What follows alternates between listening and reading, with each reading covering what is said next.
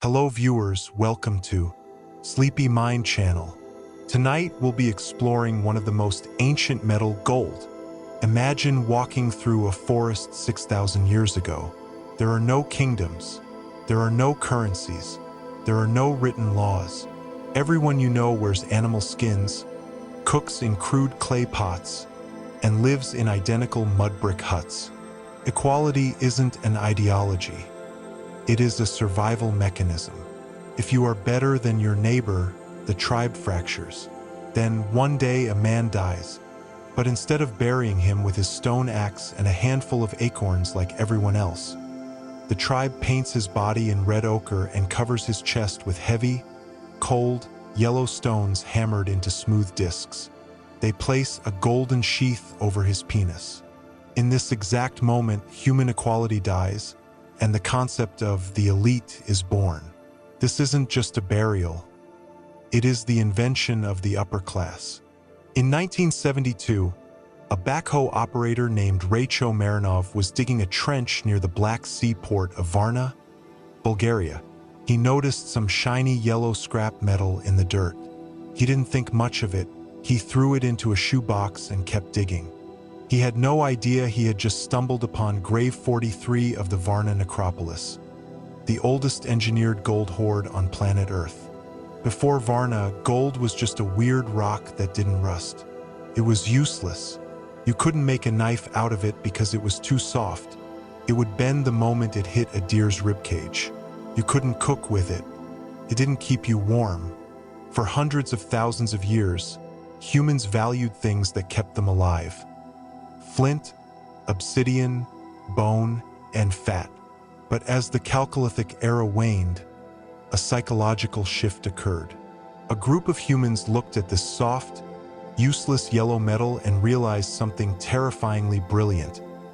Its lack of utility was exactly what made it valuable. Think about the psychological weight of that. If a man carries a flint axe, he is a hunter. He works. If a man wears 2 pounds of gold around his neck, he is announcing to the world, "I am so powerful that I do not need to carry tools. I have others who hunt for me, others who farm for me, and others who spend hundreds of hours pounding these useless yellow rocks into shapes that mirror my ego." When archaeologists excavated Grave 43, they found the skeleton of a 45-year-old man surrounded by more gold than had ever been found in the entire rest of the prehistoric world combined. He held a stone mace with a golden handle. He wore massive golden bracelets that would have clanked heavily with every movement of his wrists. He was a walking sun. We don't know his name. We don't know if he was a king, a sorcerer, or a tyrant. But we know the human cost of his lifestyle. To mine that gold, people had to crawl into dark, suffocating riverbanks, washing literal tons of silt by hand, grain by tiny grain. They did this while their children needed feeding and their roofs needed thatch. Why did they do it? Because the man in Grave 43 had convinced them that gold wasn't just a metal. It was a direct link to the cosmos. It was the color of the sun, the only thing in nature that never decayed, never tarnished, and never died. By associating himself with gold, this nameless man became immortal in the eyes of his peers. He created the first hierarchy. He taught humanity how to look at a fellow human being and feel small. If you look at a drop of water on iron, the iron turns red and crumbles into dust within weeks. If you leave a piece of wood in the soil, insects turn it to mulch. If you bury a human body, it becomes bone and ash. In the ancient world, everything died, rotted, or dissolved. The world was a meat grinder of decay. Except for one thing. If you pulled a nugget of gold out of the Nile River, it didn't matter if it had been sitting in the mud for 10,000 years. It was still blindingly, perfectly bright. It defied time. To the pharaohs of Egypt, gold wasn't money. To call gold money would be an insult. It was literal, physical divinity.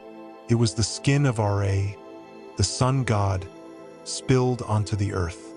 Step into the sandals of a worker named Nakt. sweating in the midday heat of the Wadi Hammamat Desert around 2500 BCE. Nakht isn't a slave. He is a conscripted laborer, and he is terrified. He is miles from the green canopy of the Nile, surrounded by jagged, black rock mountains that bake like an oven. His hands are raw from swinging a heavy diorite hammer stone against a quartz vein. Every strike sends vibrations through his collarbone. Nakht doesn't get to keep a single fleck of what he mines.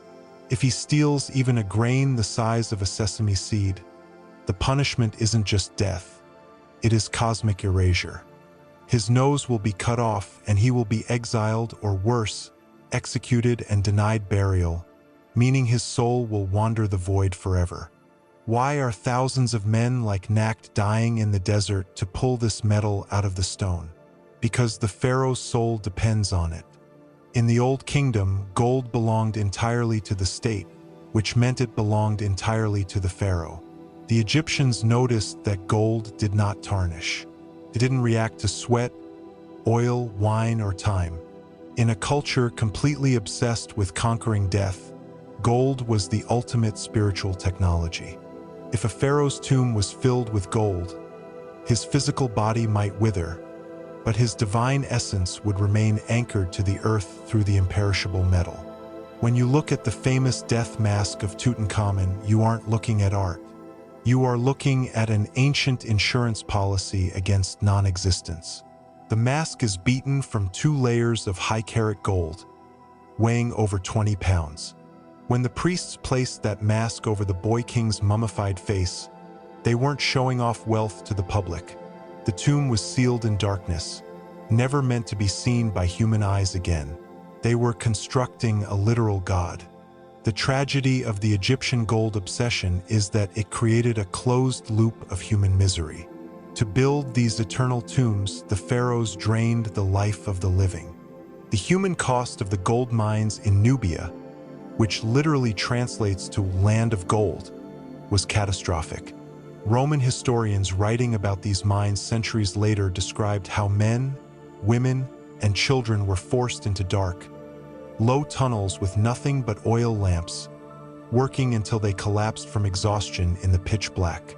Nakht, swinging his stone hammer in the desert, looked at the glittering yellow vein in the rock and saw something beautiful, yet dead. He knew that the gold he freed from the mountain would go into a dark chamber to sit with a corpse, while he would return to his mud hut with nothing but cracked bones and a short life expectancy. Gold didn't save the people who mined it. It only saved the people who claimed to rule them. Before the year 550 BCE, if you wanted to buy a horse, you had to bring something equally heavy to trade, like a cow, or you had to carry a chunk of raw silver, cut it with a pair of shears, and weigh it on a scale in front of a suspicious merchant. Every single transaction was an argument. Is your silver pure? Is your scale rigged? Are you cheating me? Trade was slow, localized, and paralyzed by distrust. Then came King Croesus of Lydia, modern-day Turkey. He looked at the muddy Pactolus River running through his capital and saw a strange, natural alloy of gold and silver called electrum. He didn't just hoard it. He did something that changed human psychology forever. He stamped his own face on it, guaranteed its purity, and told his people, "Stop weighing. Start counting." With that single act, he unlocked the global economy and created the concept of extreme wealth that still bears his name today.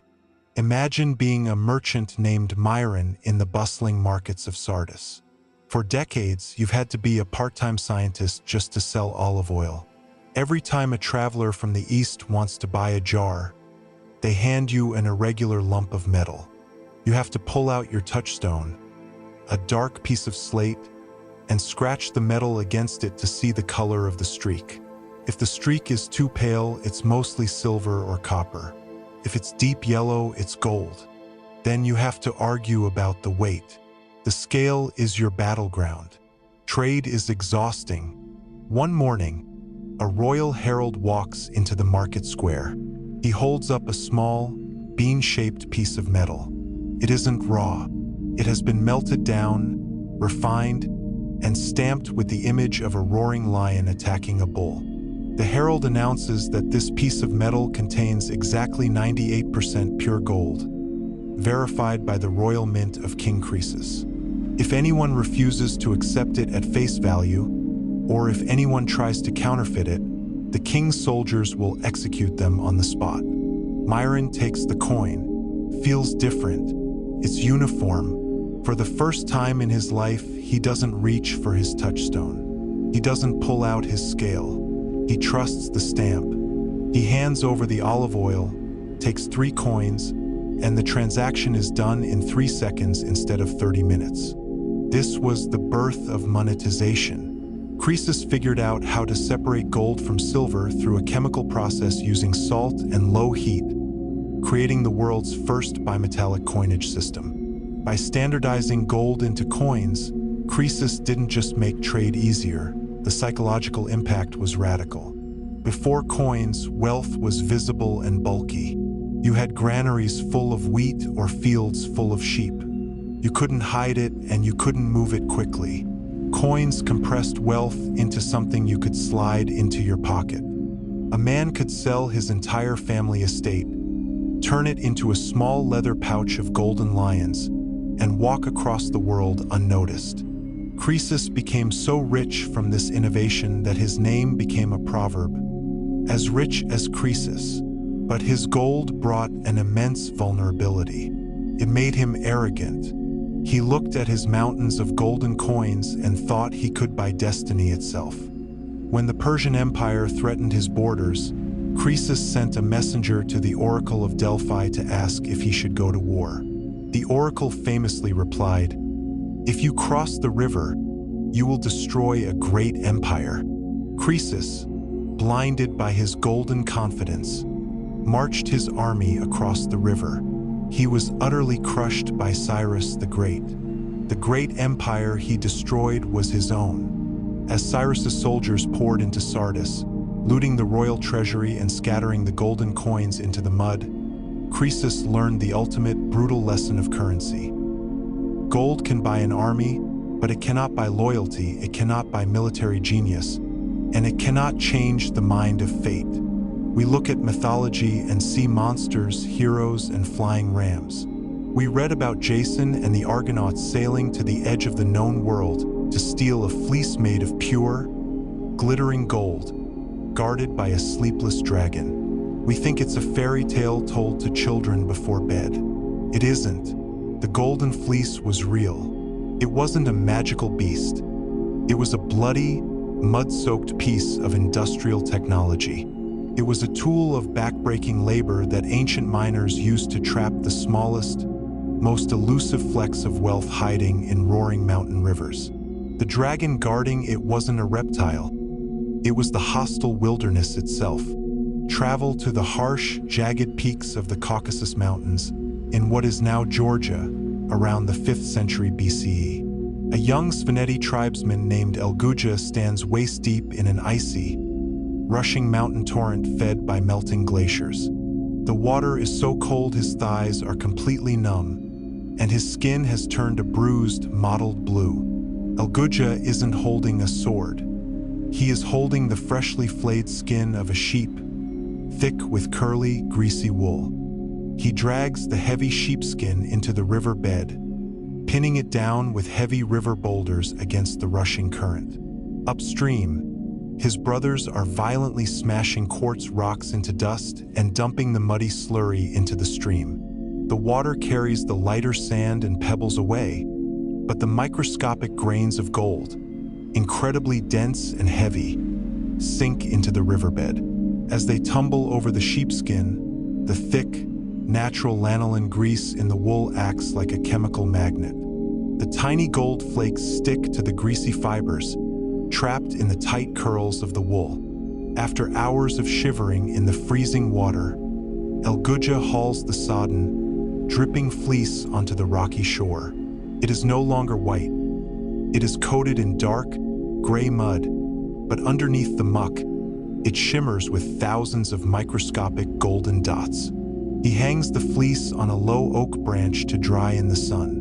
Once dry, he will beat the wool with a wooden paddle, letting the golden dust rain down onto a clean leather cloth, or he will burn the fleece entirely to recover the melted gold from the ashes. This was the reality behind the myth. When Greek sailors first traveled to the Black Sea, they saw these golden sheepskins hanging from the trees in the mountains. To an outsider, it looked like magic, trees growing wool made of gold. The human tragedy embedded in the golden fleece is the sheer physical toll of extraction. To get just 1 ounce of gold from a fleece, El Guja and his family had to breathe in silica dust from crushing rocks, endure chronic hypothermia from the glacial meltwater, and risk being swept away by sudden flash floods. The sleepless dragon of the myth was the mountain itself, which claimed the lives of thousands of young men whose bones were buried under river gravel. When Jason and the Greeks sailed in their warships to take the fleece, they weren't embarking on a noble quest. They were committing a high-tech corporate raid. They were stealing the hard-won survival technology of indigenous mountain people who had figured out how to use the skin of a farm animal to extract the rarest substance on Earth. Imagine a Roman emperor sitting in his marble palace in Rome, looking at a ledger.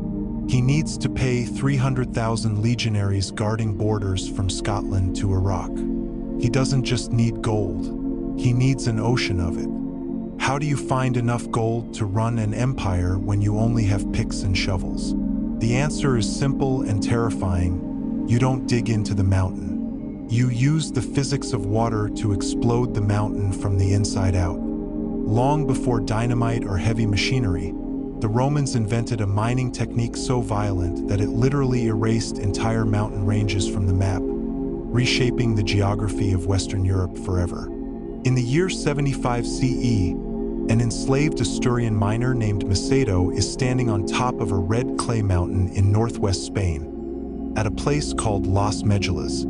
He is looking at a massive, hand-carved stone aqueduct that stretches 70 miles into the distant peaks, funneling millions of gallons of roaring alpine water directly toward him. Macedo's job is one of the most hazardous in the ancient world. For months, using nothing but iron picks and flickering oil lamps, he and thousands of other slaves have been tunneling deep into the core of the mountain. They haven't built supports. They haven't cleared the rock. They have dug a labyrinth of narrow, hollow shafts that undermine the very foundation of the peak. Suddenly, a horn blows in the distance. Macedo runs for his life, scrambling up a steep, muddy ridge. At the top of the mountain, Roman overseers pull open massive wooden sluice gates. An ungodly volume of water pours out of the artificial reservoirs, rushing down into the vertical shafts Macedo just dug. The air traps inside the tunnels, compressing under the immense weight of the water. The pressure builds until the mountain literally moans. With a deafening roar that can be heard for 30 miles, the entire side of the mountain explodes outward in a tidal wave of red mud, rock, and shattered timber. The Romans called this ruina montium, the ruin of the mountains. Macedo watches from the ridge as the landscape collapses. Many of his fellow slaves didn't make it out of the tunnels in time. Their bodies are now ground into paste beneath millions of tons of debris. The roaring sludge is channeled through long wooden troughs lined with gorse bushes to catch the gold flakes.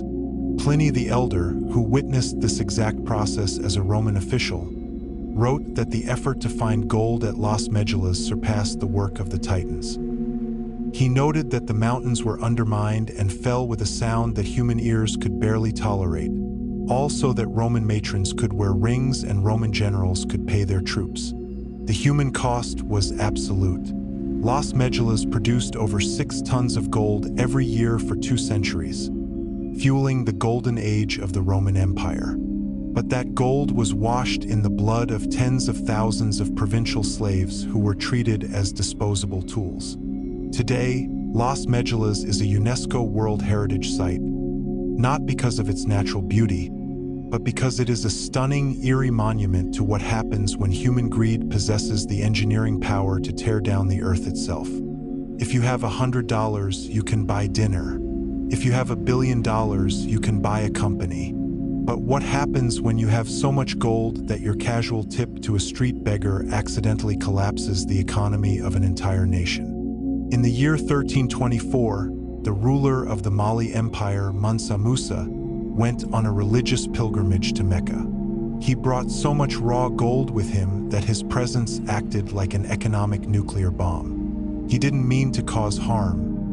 He was simply trying to be generous. But by the time he left Egypt, he had proven a terrifying economic truth. When gold becomes common, it ceases to be wealth and becomes worthless trash. Imagine you are an Egyptian baker named Alabas, running a small shop in the crowded markets of Cairo in the summer of 1324. For years, a piece of gold could buy you enough flour to feed your family for a month. Gold is rare, steady, and precious. Then, a procession appears on the horizon. It takes days for the caravan to pass. There are 60,000 men dressed in fine Persian silk, 12,000 enslaved servants each carrying a 4-pound bar of solid gold, and 80 camels laden with sacks of gold dust. At the center rides Mansa Musa, the richest man in human history. Musa is overwhelmed by the hospitality of Cairo. As he walks through the streets, he hands out gold dust to every poor person he sees. He buys thousands of robes, spices, and souvenirs, paying triple the asking price because he doesn't care about change. Alabas sells out of bread in 10 minutes. A Malian official hands him a golden nugget the size of a pigeon's egg for a single basket of flatbread. Alabas thinks he is a millionaire. He runs home to tell his wife that they are saved forever. But the next morning, Alabas goes to the grain wholesaler to buy more flour.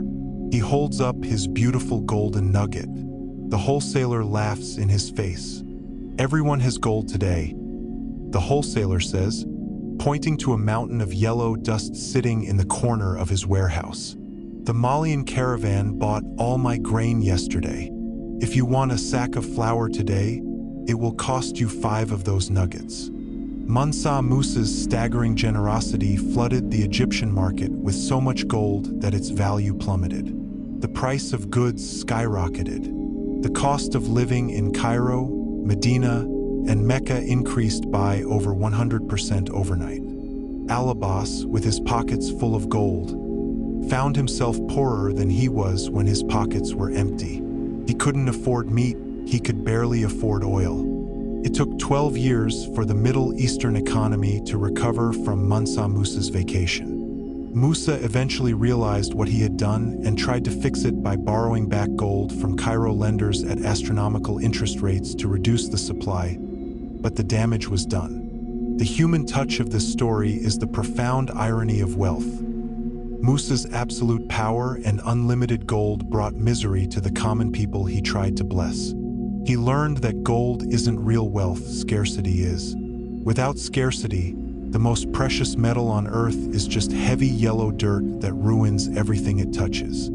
For over 1,000 years, the smartest minds on Earth shared a collective psychiatric delusion. They believed that if you mix the right ingredients, sulfur, mercury, toad skins, and urine, and cook them in a glass flask at the exact temperature, you could force a base metal like lead to transform into pure, unadulterated gold. This wasn't a fringe hobby. It was the cutting edge of medieval science. Emperors funded it, priests practiced it, and brilliant men spent their entire lives in dark, unventilated rooms breathing in toxic fumes, slowly driving themselves insane for a single gram of artificial gold that never arrived. Step into a damp stone cellar in Paris in the year 1475. The air is thick with the suffocating smell of rotten eggs and boiled vinegar. A man named Nicholas stands over a charcoal furnace, his face caked in soot and his eyes bloodshot from sleep deprivation. His teeth are loose in his gums, and his hands shake violently, a classic symptom of chronic mercury poisoning. Nicholas was once a respected scholar, but for 20 years, he has had only one goal, the philosopher's stone. He looks at his workbench. It is littered with empty flasks, melted crucibles, and old scrolls written in cryptic riddles. He has spent his family's entire life savings buying exotic chemicals. His wife left him years ago. His friends think he is cursed. He is wearing rags, but in his mind, he is just minutes away from becoming wealthier than the King of France. He drops a lump of lead into a molten bath of mercury and adds a secret powder made from crushed beetles. He watches the liquid swirl. For a second, as the surface reflects the orange glow of the coals, it looks yellow.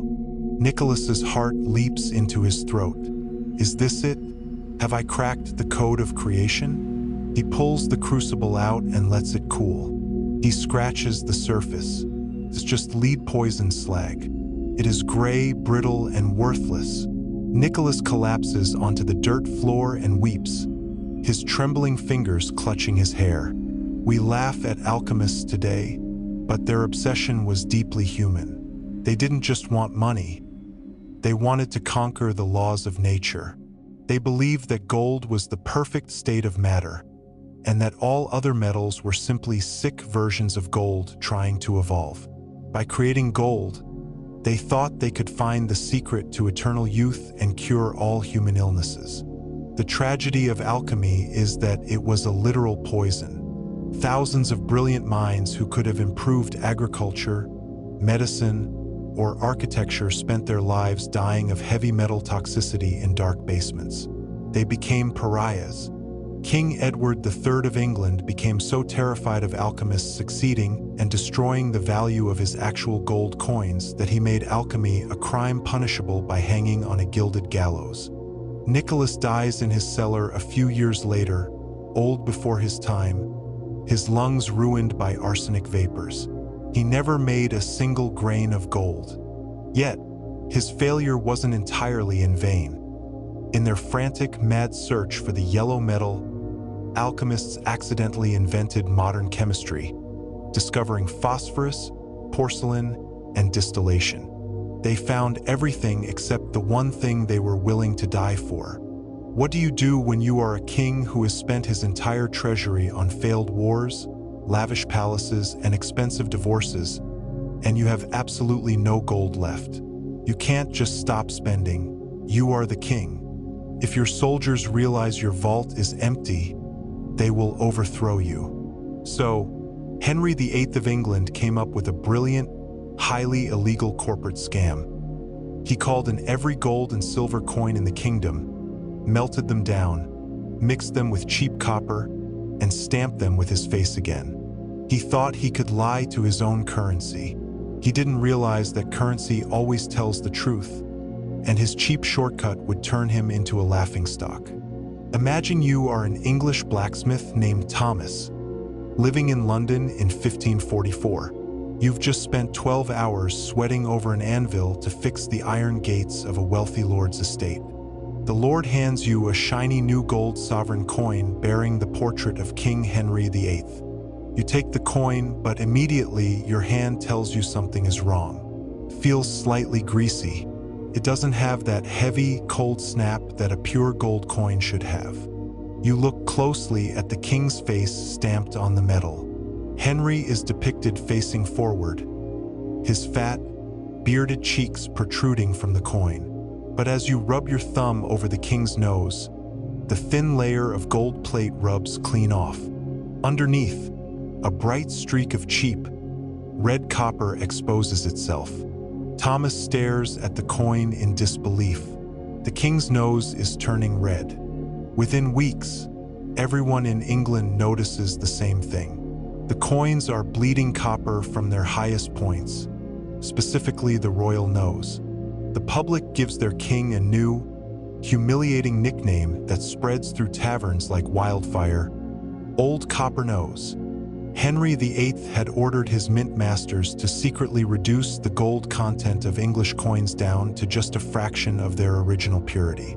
By doing this, the crown created more coins out of thin air, using the extra money to fund Henry's disastrous military campaigns in France. But you cannot trick human nature. The moment merchants like Thomas saw the red copper noses on their coins, they adjusted. They didn't accept the coins at face value anymore. If a loaf of bread cost 1 gold coin last month, it now cost 4 copper-nosed coins. Prices skyrocketed. A devastating wave of inflation hit the poor, and English trade with Europe ground to a sudden halt because foreign merchants refused to touch the degraded currency. Henry's greed tore holes through the social fabric of England. The poor starved because their wages were paid in copper, while the rich hoarded the old, pure gold coins from his father's reign. Henry died a few years later, his body bloated and his coffers still broke. He had tried to use his absolute royal authority to force copper to have the value of gold. But he learned that even the most terrifying tyrant on earth cannot command the laws of supply and demand. His face remained stamped on the money, but his red nose stood as a permanent, public marker of his bankruptcy.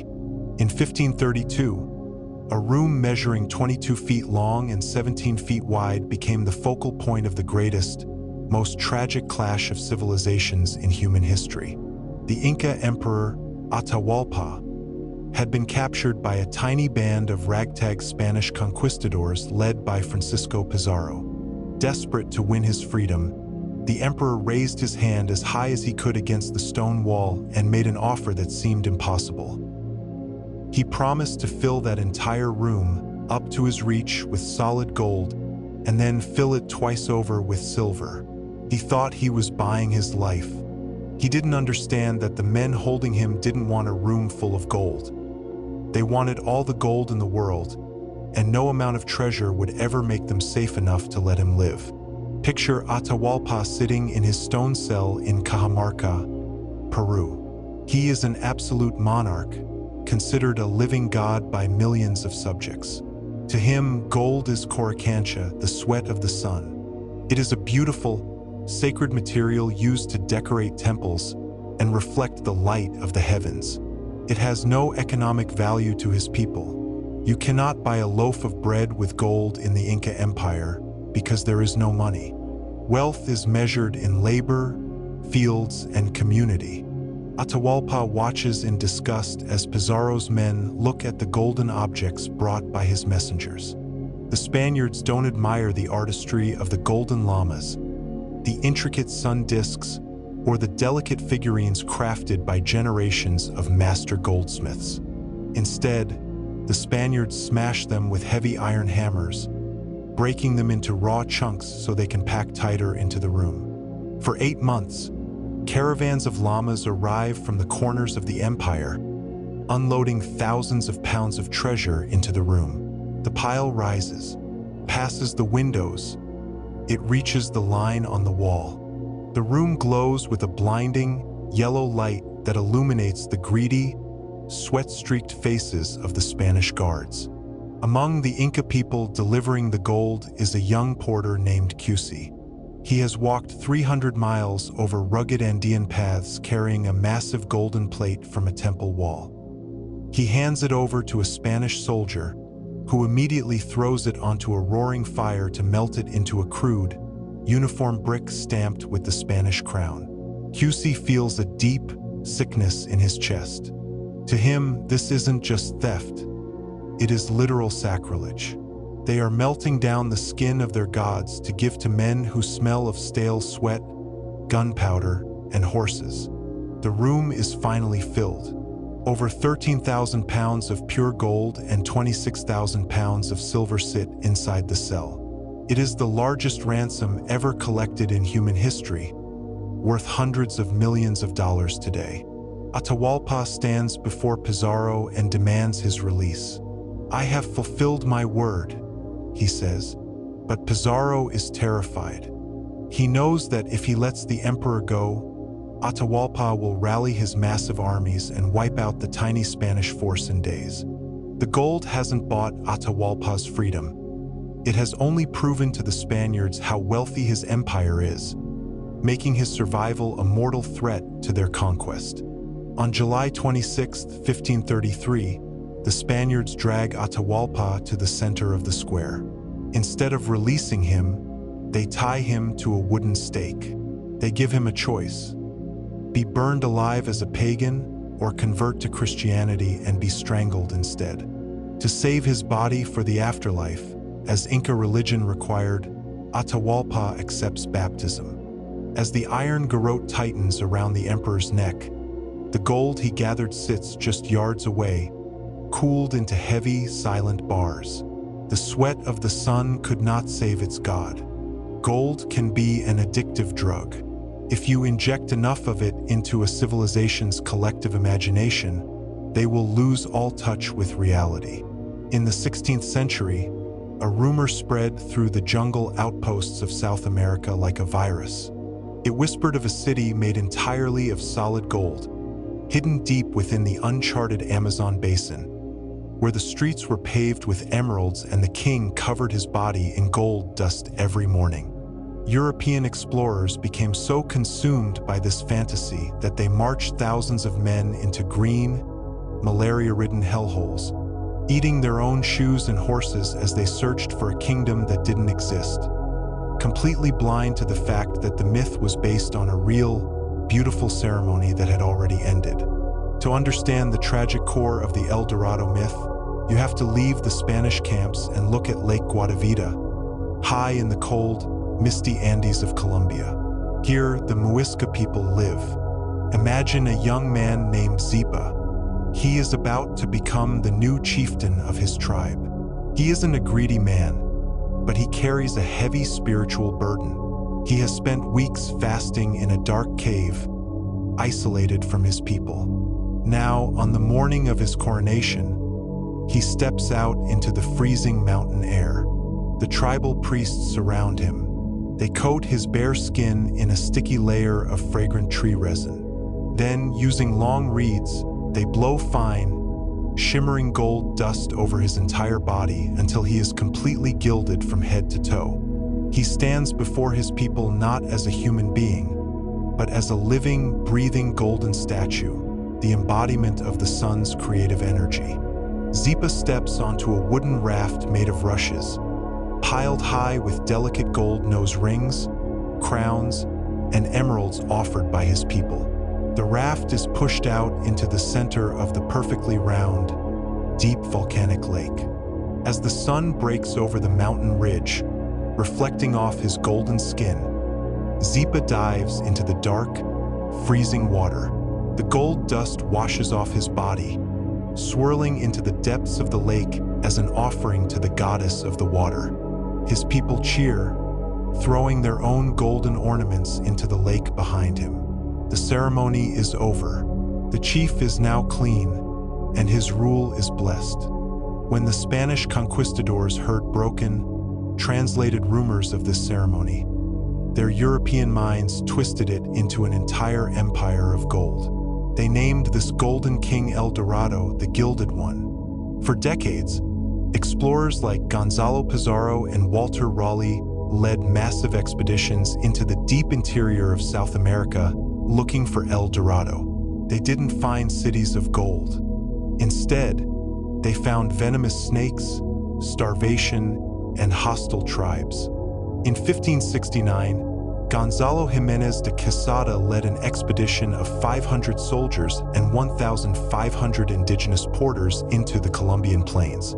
3 years later, only 25 shattered, hollow-eyed men returned alive. They had found nothing but mud, rain, and death. The ultimate tragedy occurred when the Spaniards finally found Lake Guatavita. Realizing the myth originated there, they forced thousands of enslaved indigenous laborers to dig a massive V-shaped cut into the mountainside to drain the lake. The water level dropped by a few feet, exposing a small amount of gold along the muddy edges, before the muddy walls collapsed, burying the workers alive and sealing the rest of the treasure beneath hundreds of feet of silt. The explorers never understood that El Dorado wasn't a place to be conquered or a treasury to be looted. It was a beautiful, fleeting moment of religious devotion that they had crushed beneath the weight of their own blind desperation.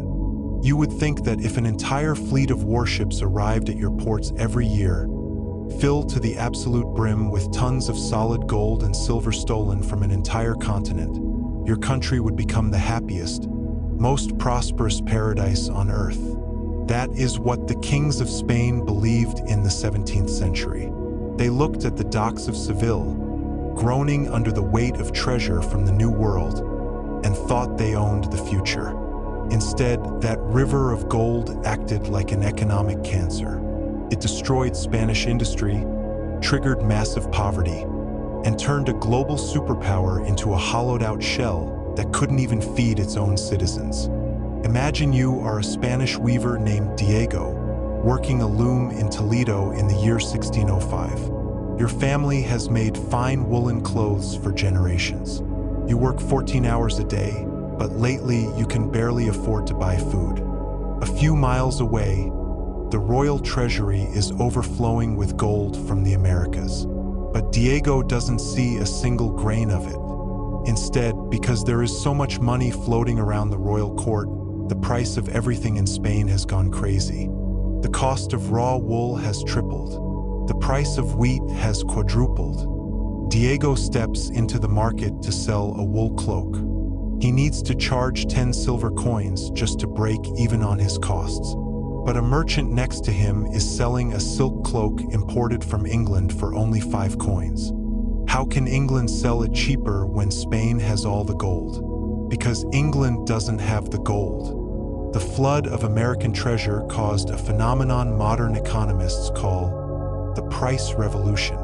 Because the Spanish crown had an endless supply of free gold, they didn't bother to invest in factories, agriculture, or infrastructure. Why build a textile mill when you can just buy clothes from France?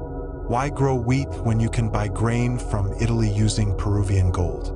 Spain stopped producing things. They became a nation of consumers. The gold flowed into Seville, skipped right through the hands of the Spanish people, and went straight to foreign banks to pay for the king's endless luxury goods and foreign wars. Diego looks at his empty loom. He can't compete. He closes his shop, packs his bags, and joins the thousands of other bankrupt Spanish citizens begging for scraps outside the walls of local monasteries. The empire is rich, but the people are starving. Between 1500 and 1650, Spain imported an estimated 180 tons of gold and 16,000 tons of silver. Yet, by 1600, the Spanish government had declared bankruptcy 3 times. The gold created a psychological illusion of wealth that discouraged hard work and innovation. When the supply of American gold began to dry up in the mid-1600s, Spain was left with nothing. No industries, no modern farms, and a population broken by hyperinflation. The galleons that crossed the Atlantic didn't bring wealth. They brought a golden curse that proved that a nation's true value lies in what its people can produce, not in what they can steal from across the ocean. We know Sir Isaac Newton as the genius who discovered gravity, invented calculus, and unlocked the secrets of light. But later in life, he walked away from physics to take a job that sounds incredibly boring: Master of the Royal Mint of England. He wasn't tracking stars anymore, he was tracking coins. In 1717, while trying to solve a simple, annoying math problem involving the exchange rate between gold and silver, Newton made a tiny calculation error. He set the value of gold slightly too high. He didn't mean to, but that one flawed equation accidentally invented the modern international gold standard, reshaping the global financial system for the next 2.5 centuries. Picture Newton in 1717, an old man sitting in a wood-paneled office at the Tower of London, surrounded by stacks of greasy coins and leather-bound ledgers. He is no longer the young radical under the apple tree. He is a grumpy, meticulous bureaucrat obsessed with catching counterfeiters and keeping England's currency stable. England has a major problem. Its silver coins are vanishing. Every time the mint stamps a new silver shilling, someone buys it, melts it down, and smuggles it across the English Channel to Europe. Newton dips his quill in ink and begins running complex mathematical ratios. He realizes that in France and Holland, silver is valued higher relative to gold than it is in London. To fix this, Newton writes an official report to King George I, fixing the value of the gold guinea coin at exactly 21 shillings. He thinks he has found the perfect balance. He is wrong. Newton's math is off by just a few pence. He has overvalued gold. In the markets of London, a merchant named Sarah realizes this error within hours. She looks at her lockbox. She has 10 silver coins and 1 gold coin. Because of Newton's new law, she can take her silver coins to France, buy a gold coin, bring that gold coin back to London, and trade it at the mint for 11 silver coins. She makes a free profit just by crossing the water. Sarah, along with every other smart trader in Great Britain, stops using silver altogether. They pay for everything in gold and melt down every silver coin they can get their hands on to sell abroad. Within a year, silver completely disappears from daily life in England. The country is left with nothing but gold coins. Newton looks at his ledgers in frustration. He didn't want to get rid of silver, but his mathematical decree had forced England onto a de facto gold standard. This accident turned out to be a massive stroke of historical luck. As the British Empire expanded across the globe over the next 100 years, they brought this golden currency system with them. It gave the British pound an unprecedented stability that made London the financial capital of the world. The human touch of Newton's monetary career is the realization that human behavior cannot be perfectly calculated like planetary orbits. Newton could predict the movement of Halley's Comet to the second, but he couldn't predict how a London merchant would exploit a 3-penny error in his exchange rate. His mistake became the foundation of modern capitalism, pinning the wealth of nations to the weight of a yellow rock.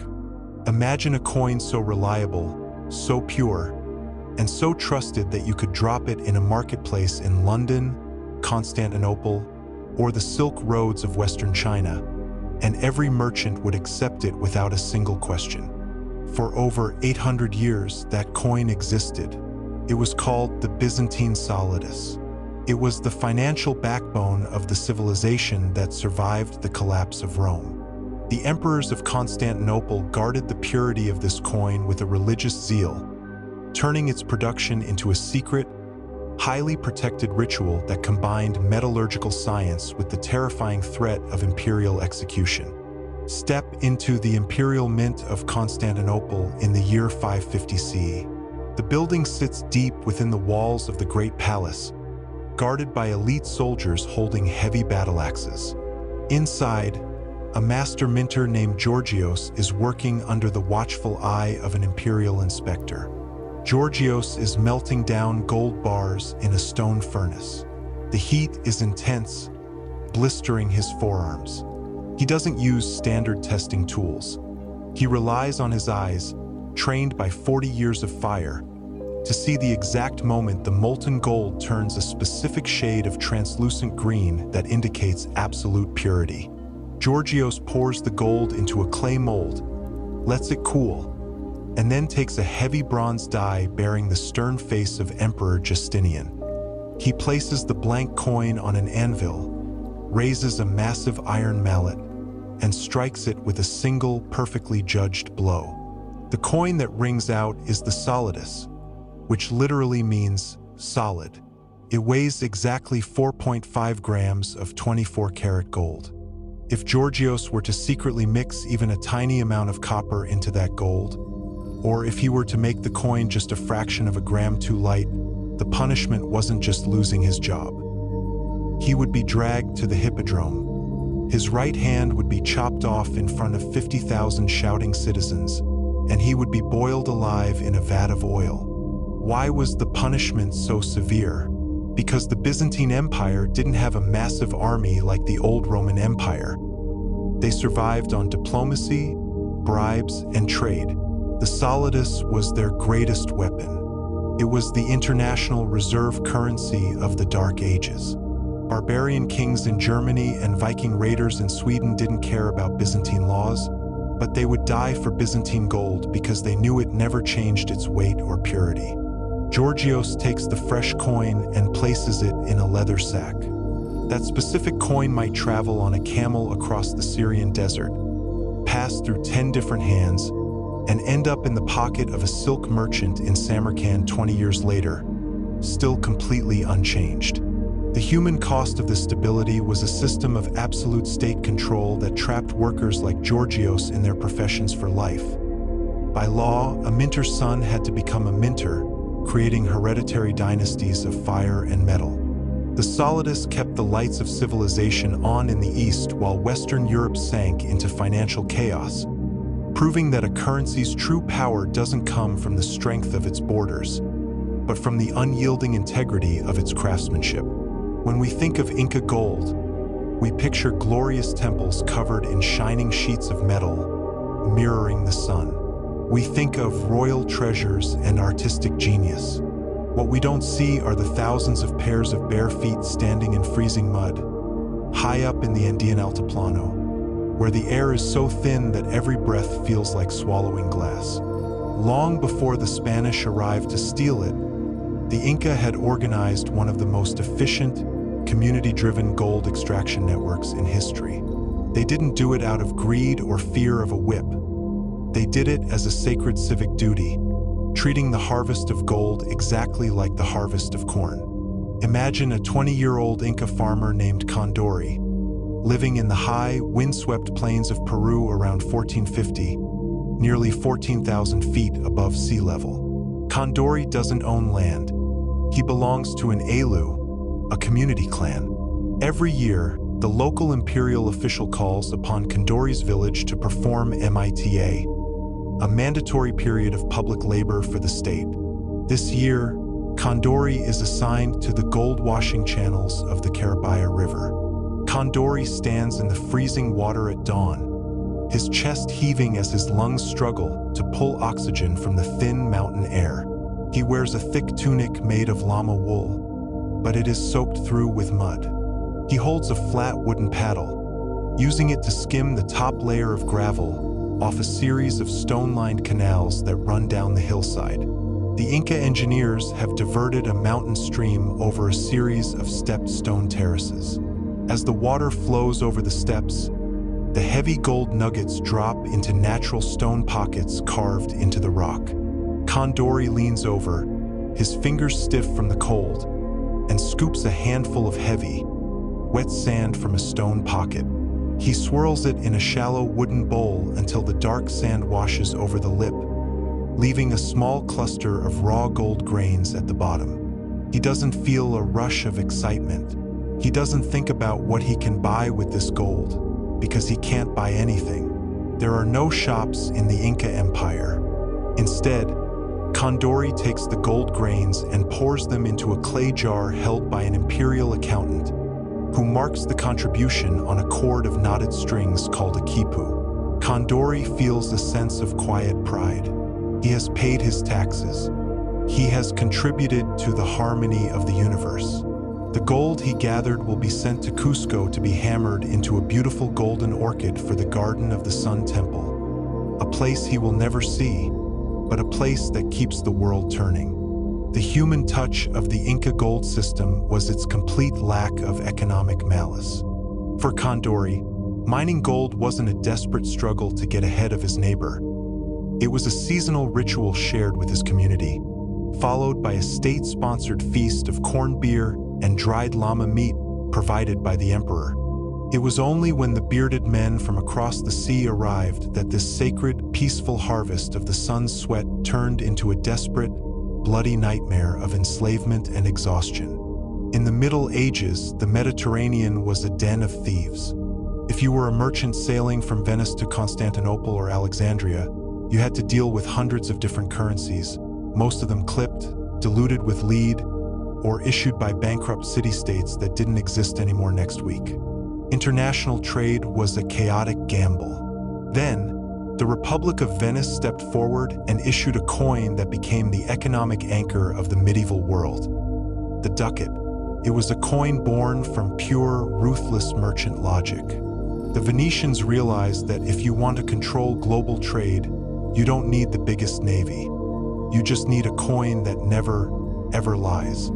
Imagine walking onto the bustling stone docks of the Rialto in Venice in the year 1300. The air smells of salt water, rotting fish, and exotic spices like cinnamon and pepper just unloaded from the Levant. You are a spice merchant named Marco, and your entire life savings are riding on a single ship about to sail for Egypt. You step into the dark office of a Venetian banker. You hand over a chaotic stack of foreign silver coins you made from selling wool in Germany. The banker doesn't even count them. He throws them onto a heavy iron scale, calculates their melt value, and hands you a neat, heavy leather pouch containing 100 brand new Venetian ducats. Marco pulls one coin out. It is beautiful. It is minted from 3.5 grams of 24-karat gold, as pure as the technology of the Middle Ages allowed. On one side, it shows Jesus Christ standing in a brilliant halo of stars. On the other, it shows the Duke of Venice kneeling before St. Mark, receiving a grand banner. Marco kisses the coin and slides it into his belt. He knows that when his ship lands in Alexandria, Egypt, the Muslim merchants running the spice markets won't care about Christian saints or Venetian dukes, but they will look at that coin, recognize the distinct, brilliant yellow of pure Venetian gold, and hand over their finest sacks of pepper without a moment's hesitation. The ducat became known as the dollar of the Middle Ages. The Venetian government understood that their entire empire depended on the reputation of this coin. They passed laws making it a capital crime to alter the weight of the ducat by even a fraction of a milligram. The mint masters were elected officials who faced ruin and exile if their coins failed an independent purity test. The human touch of this story is the sheer discipline of Venice's merchant class. For over 500 years, from 1284 until the fall of the Republic in 1797, the design and gold content of the ducat remained exactly the same. While kings across Europe were constantly debasing their currencies to pay for wars, Venice kept its coin pure.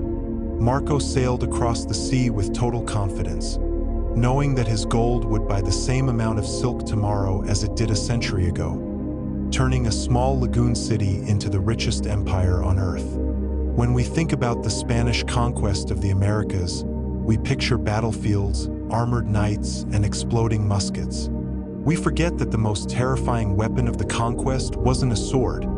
It was a bureaucratic office building in the center of Seville called the Casa de la Contratación, the House of Trade. Every single ounce of gold stolen from the Aztecs, the Incas, and the Chibcha had to pass through this single building. It was an industrial processing plant designed to erase the art, history, and soul of an entire continent, turning sacred cultural treasures into anonymous, rectangular bars of metal as fast as humanly possible. Imagine being a 19-year-old apprentice named Matteo, working in the smelting yards of the Casa de la Contratación in the summer of 1540.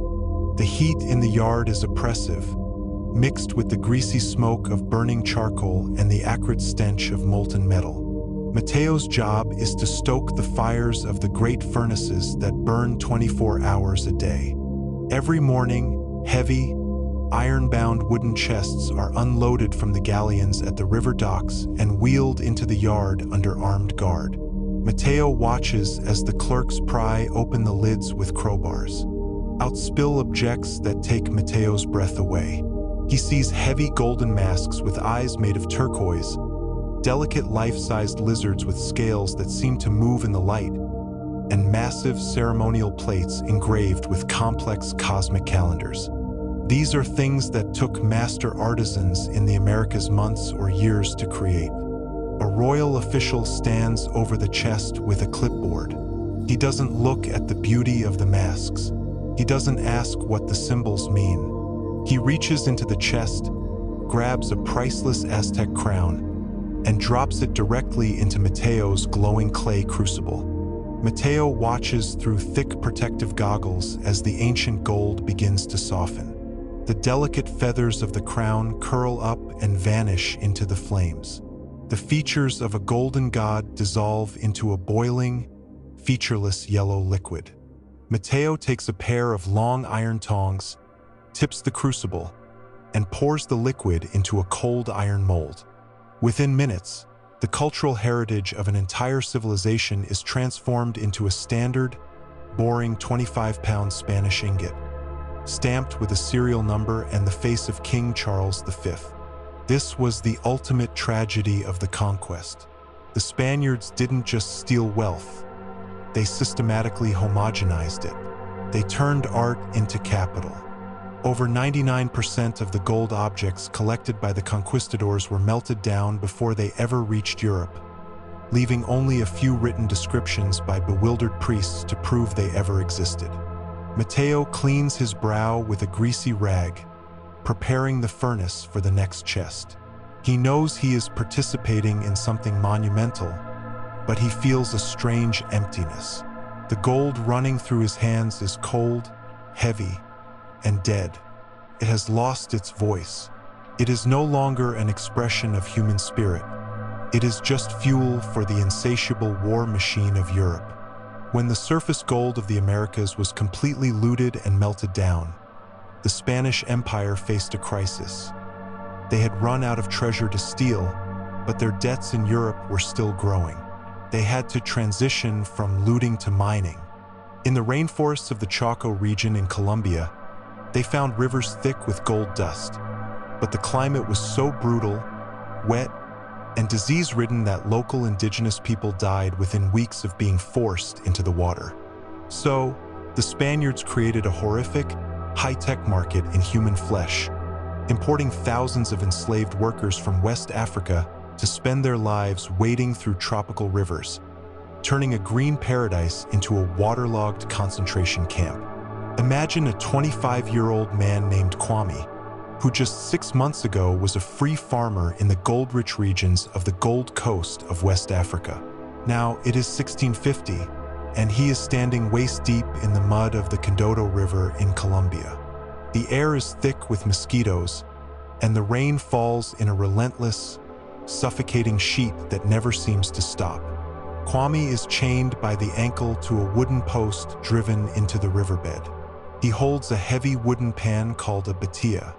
All day long, under the watchful eye of a Spanish overseer holding a leather whip, Kwame scoops up the heavy, gravelly riverbed, swirling it around in the water until his shoulders burn with agony. The Spaniards sought out men like Kwame specifically because they came from gold mining cultures in Africa and possessed a deep, ancestral knowledge of how to read river currents and separate gold dust from alluvial silt. The tragedy was that their own expertise became the reason for their enslavement. Kwame's skin is covered in painful, weeping sores from being constantly wet. He suffers from malaria, his joints ache with chronic rheumatism, and he hasn't tasted fresh food in weeks. Every grain of gold dust he finds is dropped into a small leather pouch hanging from the overseer's belt. If the pouch isn't full enough at the end of the week, Kwame will be beaten until his back is a bloody mess. The scale of the Chaco gold operations was immense. It turned Colombia into the world's leading producer of gold in the 17th century, filling the vaults of European banks. But that gold came at a genocidal human cost. The life expectancy of an enslaved worker in the Chaco River mines was less than 5 years. They were literally worked to death in the mud, their bodies thrown into the rushing river to wash away with the gravel. Kwame looks down at his rough hands, swirling the dark water in his pan. He remembers the gold of his homeland, where it was worn by kings to bring honor to their ancestors. Here, the yellow metal brings nothing but chains, whips, and an early grave in a foreign soil. He realizes that this metal has a terrible power to turn human beings into monsters of greed, transforming a beautiful natural element into the heaviest chain ever forged. In the late 17th century, Great Britain was on the verge of becoming a global superpower, but its internal financial system was completely rotting from the inside out. If you walked into a London tavern in 1695 and ordered a pint of ale, the coins you handed the bartender wouldn't be round, uniform pieces of metal. They would be jagged, irregular scraps of silver and gold, cut with shears and scraped along the edges by desperate citizens trying to steal tiny flakes of metal from their own currency. The practice of coin clipping became so widespread that the total value of England's money collapsed by half, forcing the government to launch a radical, dangerous midnight operation to replace every single coin in the nation in a matter of weeks. Picture a shadowy alleyway near the London docks in the winter of 1695. A desperate cobbler named William is sitting over a small wooden table, working by the dim light of a tallow candle. He isn't fixing shoes. He has a pair of heavy iron shears in one hand and a gold sovereign coin in the other. William carefully aligns the shears with the edge of the coin and snips off a tiny, crescent-shaped sliver of gold. He drops the sliver into a small glass jar filled with other gold clippings. Then, using a metal file, he smooths down the cut edge of the coin until it looks round again. The coin is now about 10% lighter than it should be, but William knows he can still spend it at the local market tomorrow morning because everyone is desperate and nobody checks the weight of daily money anymore. When his jar is full of clippings, William will melt them down in a clay pipe over his fireplace and sell the raw gold brick to a corrupt goldsmith for a massive profit. William isn't alone. Millions of English citizens are doing the exact same thing. The currency has become a joke. Foreign merchants refuse to accept English coins because they are so worn down and light. The crisis became so severe that in 1696, the English Parliament ordered the Great Recoinage. They declared that all old, hand-hammered coins were instantly illegal. Everyone had to bring their clipped money to the mint to be melted down and replaced with brand new, machine-milled coins with reeded edges that made clipping impossible. The human tragedy of this operation fell completely on the poor. When William took his jar of clipped coins to the mint, the bureaucrats didn't give him a new coin for every old coin. They weighed his money. Because his coins were 30% lighter due to clipping, they only gave him 70% of his value back in new money. Overnight, the working class of England lost nearly a third of their wealth. Riots broke out in markets across London. Families who were already living on the edge of survival couldn't afford bread because their old money was worthless and they didn't have enough new money to replace it. William walks back to his damp tenement apartment through the freezing rain, his pockets light and his stomach empty. He had tried to steal a few flakes of gold from the king to feed his children, but the state had responded with a financial iron fist that crushed his savings, proving that when a currency breaks, it is always the people at the bottom who pay the highest price. We like to think of the transition from the Middle Ages to the Enlightenment as a clean, logical shift, a moment when humanity walked out of the darkness of superstition and into the clear light of science. It's a lie. The birth of modern finance and the creation of the global gold standard were deeply intertwined with occult magic. When the British government moved its minting operations inside the high stone walls of the Tower of London around 1700, they didn't just install heavy security guards and modern machinery. They built secret, restricted laboratories where the nation's top scientists spent their nights secretly testing the gold supplies for traces of magical contamination, terrified that enemy nations might use alchemical magic to flood the market with fake gold and crash the British Empire.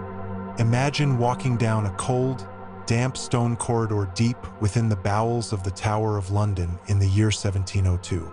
The walls are 6 feet thick, muffling the sounds of the roaring city outside. You pass armed sentries dressed in scarlet uniforms, their muskets loaded. You stop before a heavy oak door reinforced with iron bars.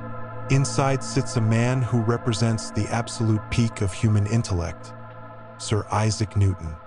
Newton is no longer thinking about gravity.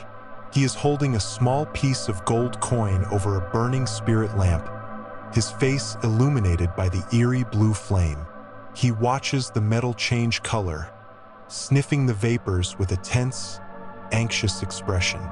Newton was a secret alchemist.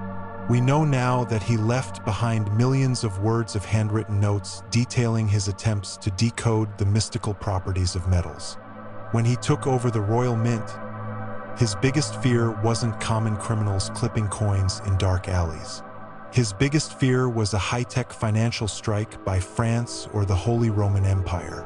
Newton knew that if an alchemist somewhere actually succeeded in creating a formula to turn lead into gold, the value of England's gold reserves would drop to zero in a single day. The entire British Empire, its navy, and its global trade networks were built on the assumption that gold was rare and impossible to manufacture. So, Newton used his position to turn the Tower of London into a counter-occult intelligence agency. He personally interrogated suspects accused of using magical arts to alter currency. He spent hours running chemical tests on incoming gold shipments from Africa and the Americas, looking for anomalous chemical balances that might indicate the gold hadn't come from a natural mine, but from an alchemist's furnace. Imagine the psychological tension in that room. The man who laid the foundation for modern physics is sitting in a dark vault, terrified of magic rocks. He is caught between two worlds, the medieval world of spiritual transformation and the modern world of cold, hard capital. Newton looks at the coin in his hand, passes his test. It is natural, rare, and dumb. He sighs with relief, logs the result in his ledger, and locks the coin away in a heavy iron safe. He has saved the empire for another day, not by discovering a new truth, but by ensuring that the golden foundation of human greed remains safely protected from the dangerous dreams of magic. Long before the famous California gold rush of 1849 caught the world's attention, the largest, most violent, and most destructive gold rush in human history exploded in the dense, mountainous interior of Brazil. In 1695, a group of brutal slave-hunting mercenaries called the Bandeirantes stumbled upon rivers of gold in a region that became known as Minas Gerais, General Mines. The discovery triggered a massive, chaotic migration that completely emptied Portuguese cities, transformed the demographics of the South American continent, and unleashed a level of human exploitation so severe that the rivers literally ran black with the topsoil washed away by millions of desperate miners. Travel to the muddy, chaotic settlement of Vila Rica, rich town, high in the mountains of Brazil in the year 1720. The town is a vertical hellscape built on a steep hillside, crowded with 50,000 people living in crude shacks made of mud and palm leaves. There are no laws, no police, and no courts. Every man carries a dagger and a pair of flintlock pistols. Murder is as common as rain. In the center of a massive gravel pit at the bottom of the hill stands a 30-year-old Portuguese immigrant named João. He arrived from Lisbon 3 years ago, leaving behind a steady job as a shopkeeper because he dreamed of building a palace of his own. Now, João is unrecognizable. He is emaciated, his skin is yellow from yellow fever, and his legs are covered in deep scars from infected flea bites. He hasn't found a single large nugget. He spends his days supervising a crew of 10 enslaved African workers he bought on credit from a slave ship in Rio de Janeiro. The ground is a massive labyrinth of open trenches and unstable mud walls. João watches as his workers haul heavy leather sacks of wet gravel up steep, slippery wooden ladders out of the pit. Suddenly, a loud crack echoes through the valley. One of the deep mud walls, destabilized by days of heavy tropical rain, collapses without warning. Millions of tons of red clay pour into the trench, burying 5 of João's workers alive in a matter of seconds. João doesn't run down to dig them out. He doesn't weep for their lives. Instead, he grabs his pistol, points it at the remaining 5 workers who are frozen in terror, and screams at them to start digging a new trench 50 yards away. Why?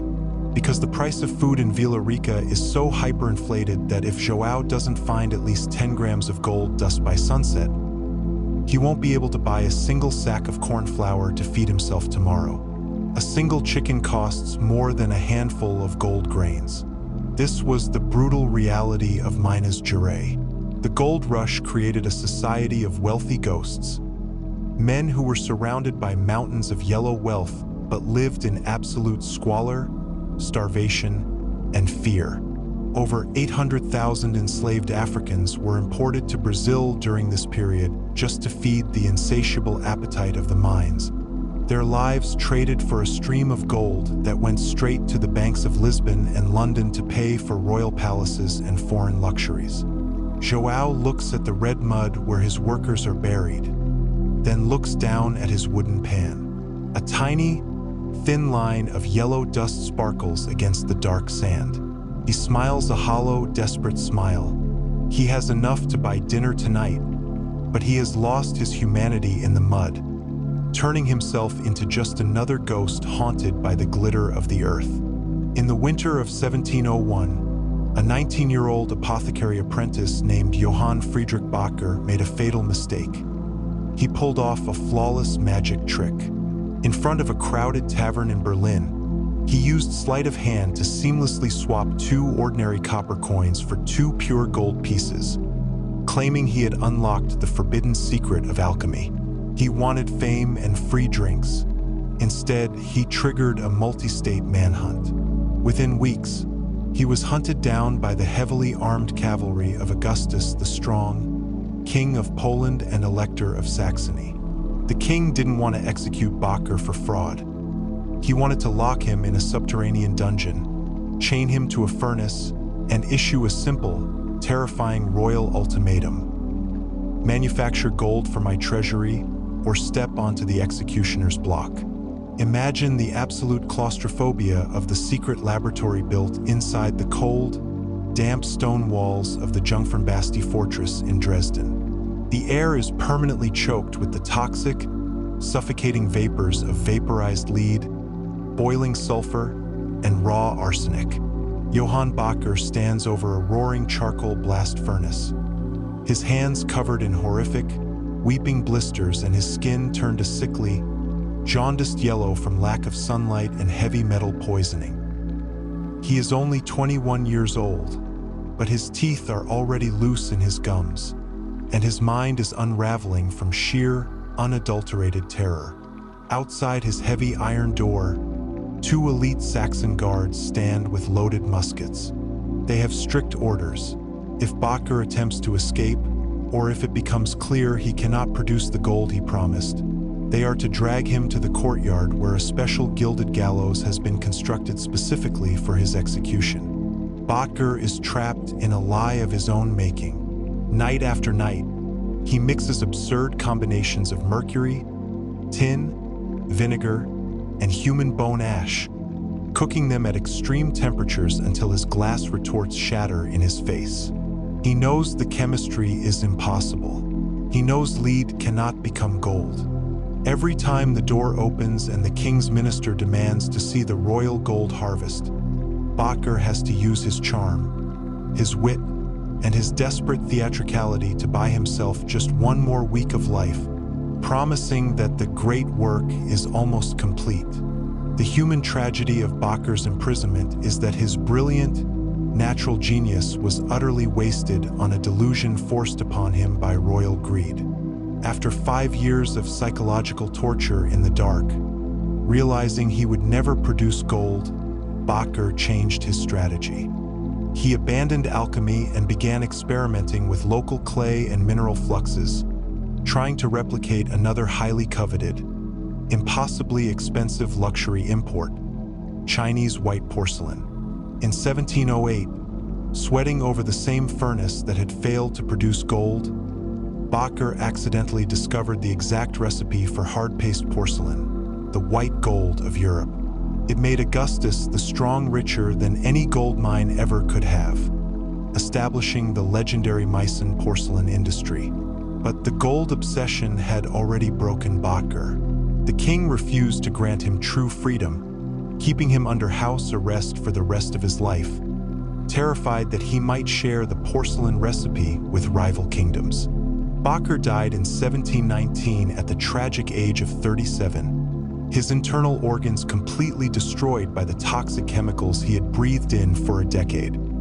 He never created a single ounce of actual gold, but his life stood as a stark monument to a time when kings were willing to turn their own most brilliant citizens into tortured laboratory rats for the mere illusion of infinite wealth.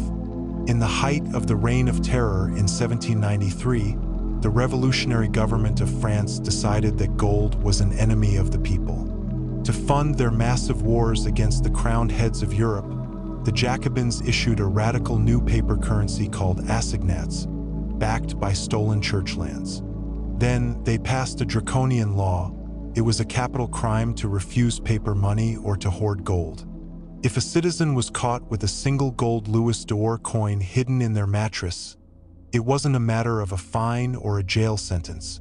They were branded an aristocrat sympathizer and dragged straight to the guillotine to have their head severed in front of a cheering mob. Step into the crowded, paranoid kitchen of a Parisian clockmaker named Jean-Louis, living in the shadow of the Notre Dame Cathedral in the autumn of 1793. The city smells of stale sweat, cheap cabbage, and the metallic tang of dried blood. From the nearby Place de la Révolution, Jean-Louis is sitting at his workbench, his fingers trembling as he holds a delicate set of tweezers. On his table sits a stack of paper assignats. They are practically worthless. The ink is smudged, inflation is running at 300% a month, and a loaf of bread that costs 3 paper francs in the morning costs 30 by nightfall. Jean-Louis knows that if he keeps his life savings in this paper garbage, his children will starve by winter. Beside the paper lies his true treasure: 12 heavy, solid gold coins bearing the scratched-out face of the executed King Louis XVI. Suddenly, a loud, aggressive knock rattles his wooden door. It is the local Comite de Surveillance, a group of fanatical young neighborhood informants armed with pikes and wearing the red Liberty cap. They are searching every home on the street for hidden wealth. Jean-Louis doesn't panic. He uses his master watchmaking skills. He grabs a hollowed-out wooden clock base, slides the 12 gold coins into a secret compartment behind the main brass gear train, and drops a heavy iron weight over the seam just as the guards burst into his room. The guards rip open his mattress. They smash his clay pots. They look under his floorboards. One guard picks up the wooden clock, shakes it, and listens. If he hears a metallic clink, Jean-Louis and his entire family will be riding in the executioner's cart by dawn. But the gears hold. The coins remain silent. The guards spit on the floor, curse him as a poor patriot, and leave. This was the terrifying psychological reality of the French gold standard during the Terror. Gold became a substance of supreme danger. The revolutionary state wanted to decouple wealth from physical reality, forcing people to trust paper by the sheer threat of violence. But human nature refused to comply. The common people, the merchants, and even the executioners themselves secretly despised the paper money and hoarded every scrap of gold they could find, burying it in gardens, hiding it in hollow walls, or smuggling it across the border to Switzerland inside loaves of bread.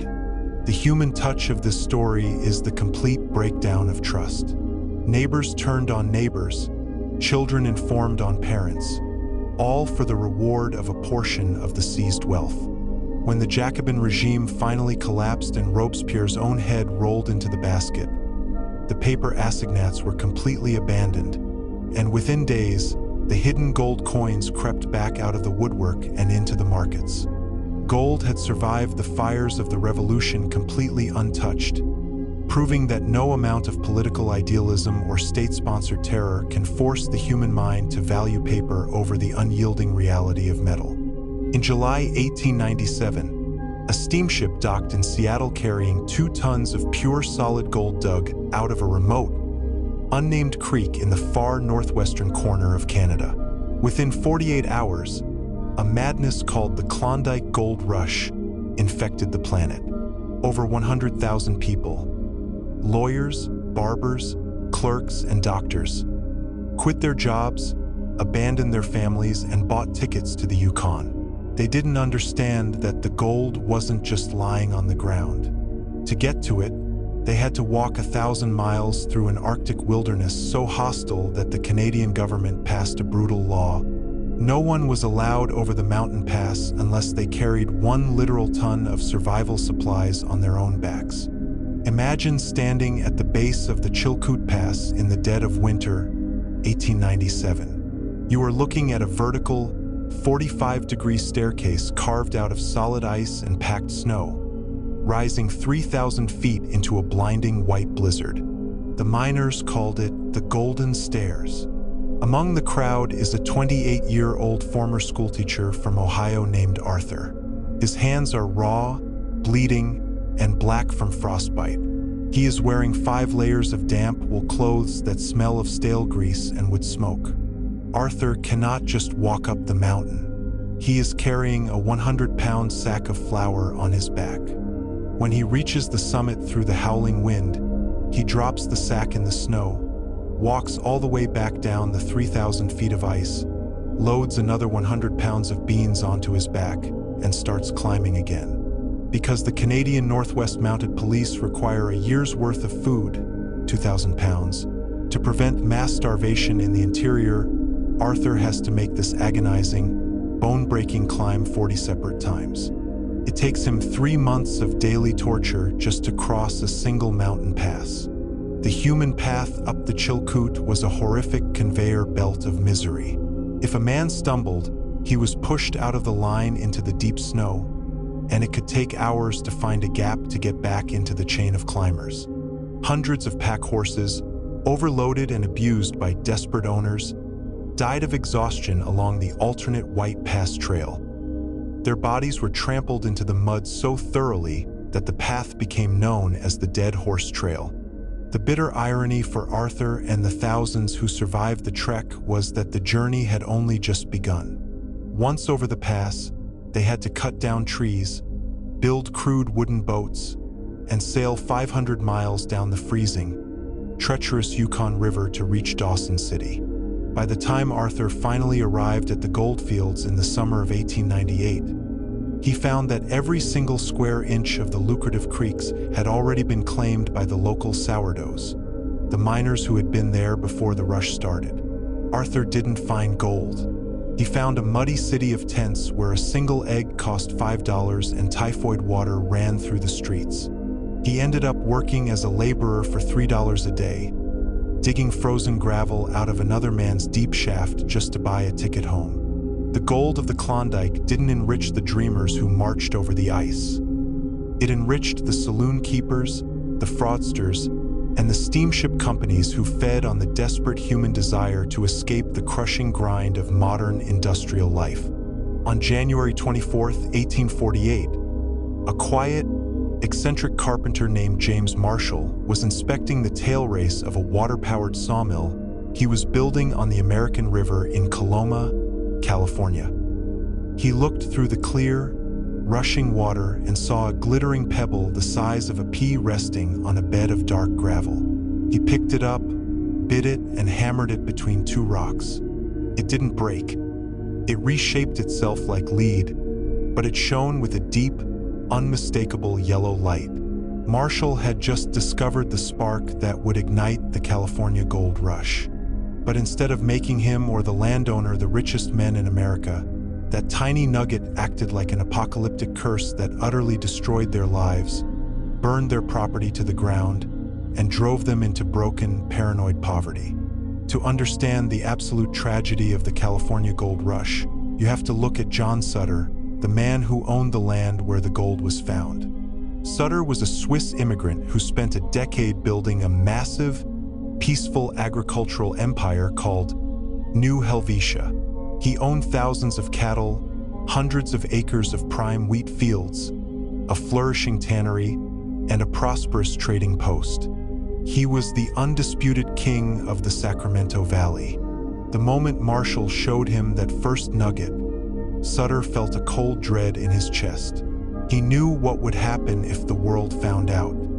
He begged his workers to keep the secret for just 6 weeks so he could finish his harvest and secure his land titles.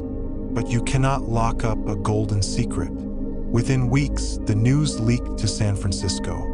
Imagine Sutter standing on the porch of his grand fort as a human tidal wave hits his property. Virtually overnight, his entire workforce, his farmers, his blacksmiths, his vaqueros, and his cooks, drops their tools and vanishes into the riverbanks with tin pans. The initial wave of gold seekers didn't respect Sutter's property lines or his legal deeds. They didn't care about his wheat fields. They marched straight through his crops, tearing down his wooden fences for firewood and slaughtering his prized cattle for food without paying a single dime. They built a sprawling, lawless tent city directly on his land. Sutter watched in horror as his life's work was systematically dismantled by greed. His mill was abandoned to rot, his tannery went bankrupt, and his beautiful home was vandalized and looted by squatter gangs who threatened to shoot him if he stepped onto his own fields. When he tried to take the squatters to court, the local judges, who were often gold speculators themselves, laughed at his claims or dragged the legal process out for decades until Sutter ran completely out of money to pay his lawyers. James Marshall, the man who actually found the gold, fared even worse. Groups of aggressive, armed miners tracked his every move, believing he possessed a magical, supernatural ability to locate gold veins. They threatened to hang him if he didn't lead them to a rich strike, driving him out of the county in fear for his life. The human touch of this story is the profound, bitter injustice of the rush. The gold found on Sutter's land created thousands of millionaires, built the city of San Francisco, and transformed America into a continental superpower.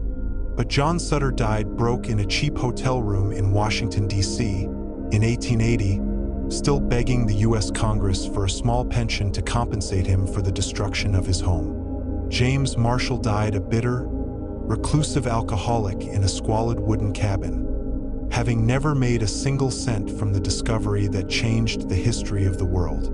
The gold rushes of California and Australia were child's play compared to what was discovered in South Africa in 1886. In a rocky ridge called the Witwatersrand, geologists realized they weren't looking at a single rich riverbed. They were looking at the largest gold deposit in the history of the planet, a massive, subterranean reef of gold-bearing quartz that stretched for dozens of miles under the earth. But this gold wasn't accessible with a tin pan or a wooden rocker box. It was buried miles beneath solid granite. To extract it, human beings had to invent an industrial system of deep-shaft mining that turned the earth into a multi-tiered subterranean factory, creating a brutal corporate structure that laid the literal foundation for apartheid. Imagine descending into the dark, suffocating bowels of the Robinson Deep Mine near Johannesburg in the year 1902. You are packed into a shaky, rattling iron cage with 40 other men, plunging down a vertical shaft at 30 miles an hour into the pitch black. The air gets hotter, heavier, and thicker with every foot you drop. At the 2-mile mark, the cage doors open. The temperature is a blistering 110 degrees Fahrenheit, and the humidity is a stagnant 95%. The air smells of dynamite smoke, human sweat, and the sharp, chalky scent of pulverized stone dust.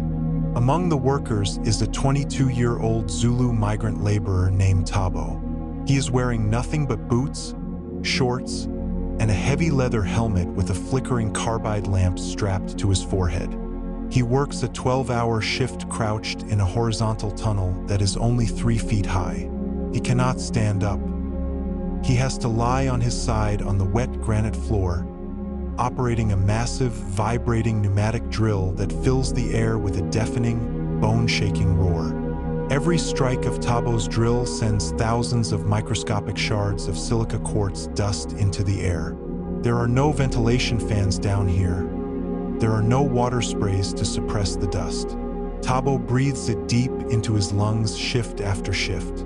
He knows that within 5 years, the silica will cut his lung tissue to shreds, causing a terminal disease called silicosis that will leave him suffocating on his own fluids in a rural village.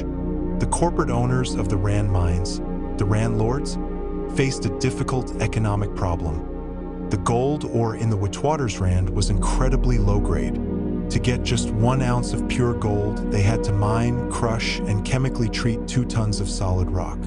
The only way to make the mines profitable was to keep the cost of human labor as close to zero as possible. To achieve this, the mining companies worked with the colonial government to pass laws that stripped black South Africans of their land, forcing them into a cash tax system where their only option for survival was to sign long-term, low-wage contracts to work in the deep mines. Thabo is locked inside a high-walled compound surrounded by barbed wire every night, separated from his wife and children for 11 months of the year, treated as a disposable source of carbon energy to feed the global financial system. The human cost of the Witwatersrand Reef was staggering. Thousands of young men died every year in cave-ins, dynamite explosions, and heat stroke, while tens of thousands more returned home to die of lung diseases. The gold pulled out of those deep hellholes went straight to the vaults of London, Paris, and New York to stabilize the international banking system, while the social devastation it left behind in South Africa created a fractured, traumatized society whose scars are still wide open today. Without Spain's silver and gold mines in the New World, the global economy of the 17th century would have starved. But here is the dirty secret of the Spanish Empire. You cannot refine gold or silver on an industrial scale without an immense, continuous supply of a far more sinister substance, liquid mercury. To extract the precious metals from raw Andean ore, the Spaniards used the patio process, mixing crushed rock with salt and barrels of pure quicksilver. This meant that the true engine of Spain's wealth wasn't located in the sunny hills of Peru. It was located in a dark, toxic hellhole in Spain called the Almaden Mercury Mine, where the work was so lethal that the workers were treated as walking corpses who had already received their last rites. Step into the sweltering, damp tunnels of the Almaden mine in south-central Spain around the year 1660. The air doesn't smell like earth. It has a strange, sweet, metallic scent that leaves a cold taste on the back of your throat. The walls are dripping with a heavy, silver liquid that rolls down the rocks like sweat. Among the miners is a 24-year-old man named Mateo. He isn't a paid laborer. He is a forzado, a convict sentenced to the mines instead of the galley ships, or an enslaved North African prisoner of war. He wears a rag over his nose and mouth, but it does absolutely nothing to protect him from the invisible, toxic mercury vapors rising from the rock. Mateo's job is to stoke the fires of the alludiels, the massive clay ovens used to roast the red cinnabar stone, vaporizing the mercury so it can be condensed into liquid form. The heat is intense, and the chamber is completely unventilated. After 6 months of working the ovens, Mateo's body begins to rebel. His hands shake so violently that he can no longer lift a wooden spoon to his mouth without spilling his soup. His teeth have turned black and brittle, falling out of his bleeding gums one by one. His breath smells of foul metal, and he has begun to suffer from horrific, waking nightmares and intense fits of irrational rage. A psychological disintegration known to history as the Mad Hatter Syndrome. The Spanish supervisors look at Mateo with cold indifference. They know he is dying of acute mercury poisoning. They have an entire legal system designed to cycle through human bodies at Almaden. When a convict or slave becomes too jittery or paralyzed to work, they are simply sent to the mine's hospital to die in agony, replaced by a fresh batch of prisoners arriving from the courts of Madrid.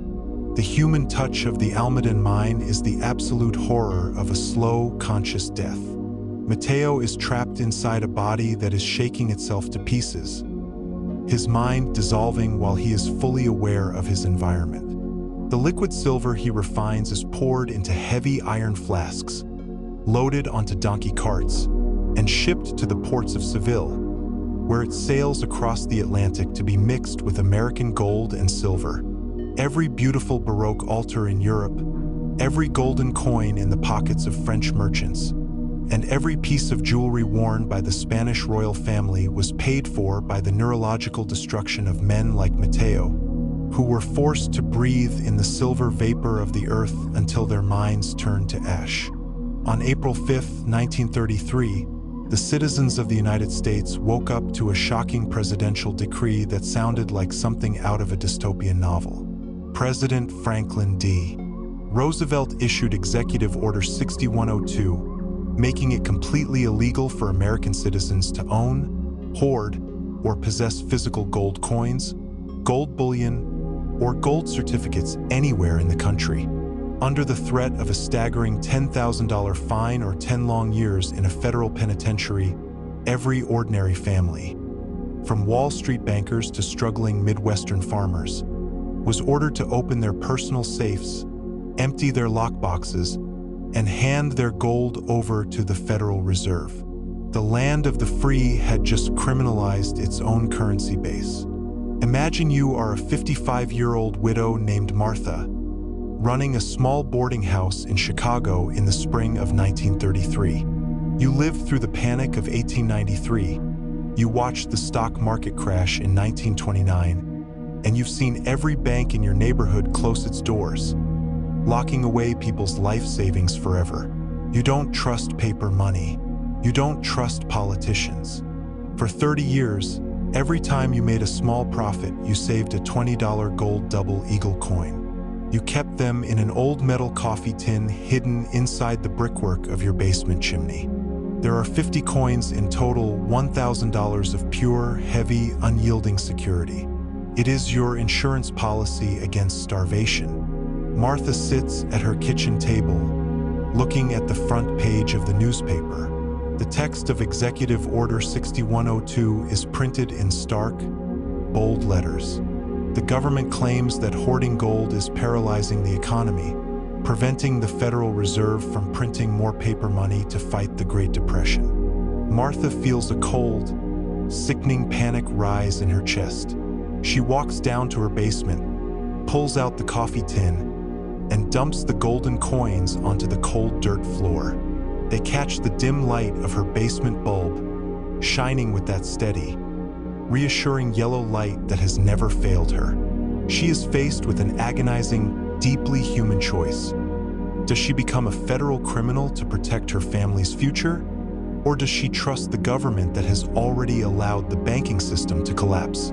She knows her neighbors are desperate. If someone smells smoke from her chimney or sees her hiding something, they might report her to the federal agents for a reward. 2 weeks later, Martha walks into the local branch of the Federal Reserve Bank. Her hands are shaking as she pushes her coffee tin across the marble counter. The bank teller doesn't say thank you. He weighs the coins, takes them away to be melted down into anonymous gold bars, and hands Martha 50 $20 paper bills printed on cheap green paper. The ultimate betrayal occurred just a few months later, in 1834. Once the government had successfully confiscated the vast majority of the public's gold, Roosevelt passed the Gold Reserve Act, instantly raising the official price of gold from $20.67 to $35 an ounce. In a single stroke of a pen, the paper money Martha had been forced to accept was devalued by over 40%. The government had stripped her of her hard, permanent wealth, leaving her with depreciated paper while they locked her gold away in the deep, newly constructed underground vaults of Fort Knox, proving that in times of crisis, the state will always cannibalize the financial autonomy of its own people to save itself. In the height of World War II, the vaults of the German Reichsbank in Berlin became the repository for a type of gold that had never been seen before in the history of banking. It wasn't mined from the earth, and it wasn't captured from enemy treasuries. It arrived at the bank in small, neat wooden crates labeled Melmer, shipped directly from the concentration camps of Eastern Europe. Inside those crates lay an ungodly assortment of wedding rings, pocket watches, spectacles, and thousands of bloody, jagged gold teeth ripped out of the mouths of millions of murdered human beings. The Nazi regime had turned the Holocaust into a highly efficient, industrial-scale gold recycling operation to fund their global war machine. Imagine a 40-year-old Berlin bank clerk named Albert working in the subterranean vaults of the Reichsbank in the summer of 1942. Albert is a meticulous, quiet bureaucrat who prides himself on his accurate bookkeeping. He wears a clean gray suit and a pair of white cotton gloves to protect the surface of the metals he handles. Every Tuesday, an SS officer named Bruno arrives at the vault counter with a new delivery from the Melmair account, named after SS officer Bruno Melmair, who managed the plunder. Albert opens a small wooden box. He doesn't look at the sky or the war maps.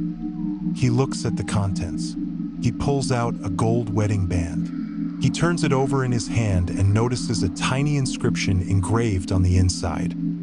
Sarah and David, 1928. Beside the ring lies a tangled heap of gold dental bridges, many of them still bearing fragments of bone and dried tissue. Albert's stomach twists into a tight, agonizing knot. He knows exactly where this gold came from. He has heard the whispers about the trains heading east to Auschwitz and Treblinka. He knows that just days ago, a human being was forced into a gas chamber, and that after the doors were opened, a camp worker holding a pair of iron pliers crawled through the bodies, wrenching these very teeth out of a corpse's jaw. Albert faces a terrifying psychological crisis.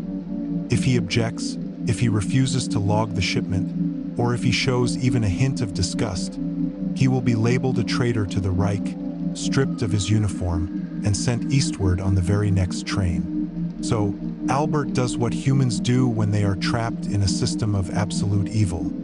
He detaches his mind from his fingers. He pulls out his ledger, dips his pen in ink, and records the shipment under the dry, anonymous category of scrap bullion. He cleans the blood off the gold teeth with a small cloth, drops them into a graphite crucible, and watches as the furnace melts them down into a standard, 400-ounce gold bar stamped with the German imperial eagle and the swastika. That bar of gold, washed clean of its human identity, was subsequently shipped to the Swiss National Bank in Bern, where it was traded for the Swiss francs the Nazi regime desperately needed to buy Swedish iron or Portuguese wolfram, and Romanian oil to keep their tanks rolling. The human touch of the Holocaust gold is the absolute chilling banality of its processing. The gold didn't retain the screams of the camps. It melted into the same uniform, beautiful yellow liquid that humans have coveted for 6,000 years. Albert's ledgers survived the war, a permanent, terrifying paper trail that proves how easily the most precious metal on Earth can be used to scrub the blood off the greatest mass murder in human history, turning human life into clean, tradable capital. On Sunday evening, August 15, 1971, President Richard Nixon preempted the most popular television shows in America to deliver a live, emergency address to the nation. In a 20-minute speech filled with complex economic jargon, he announced that he was temporarily closing the gold window, suspending the ability of foreign governments to exchange their American paper dollars for physical gold from the vaults of Fort Knox. He promised this was a bold move to protect the dollar from international speculators. He lied. It wasn't a temporary fix.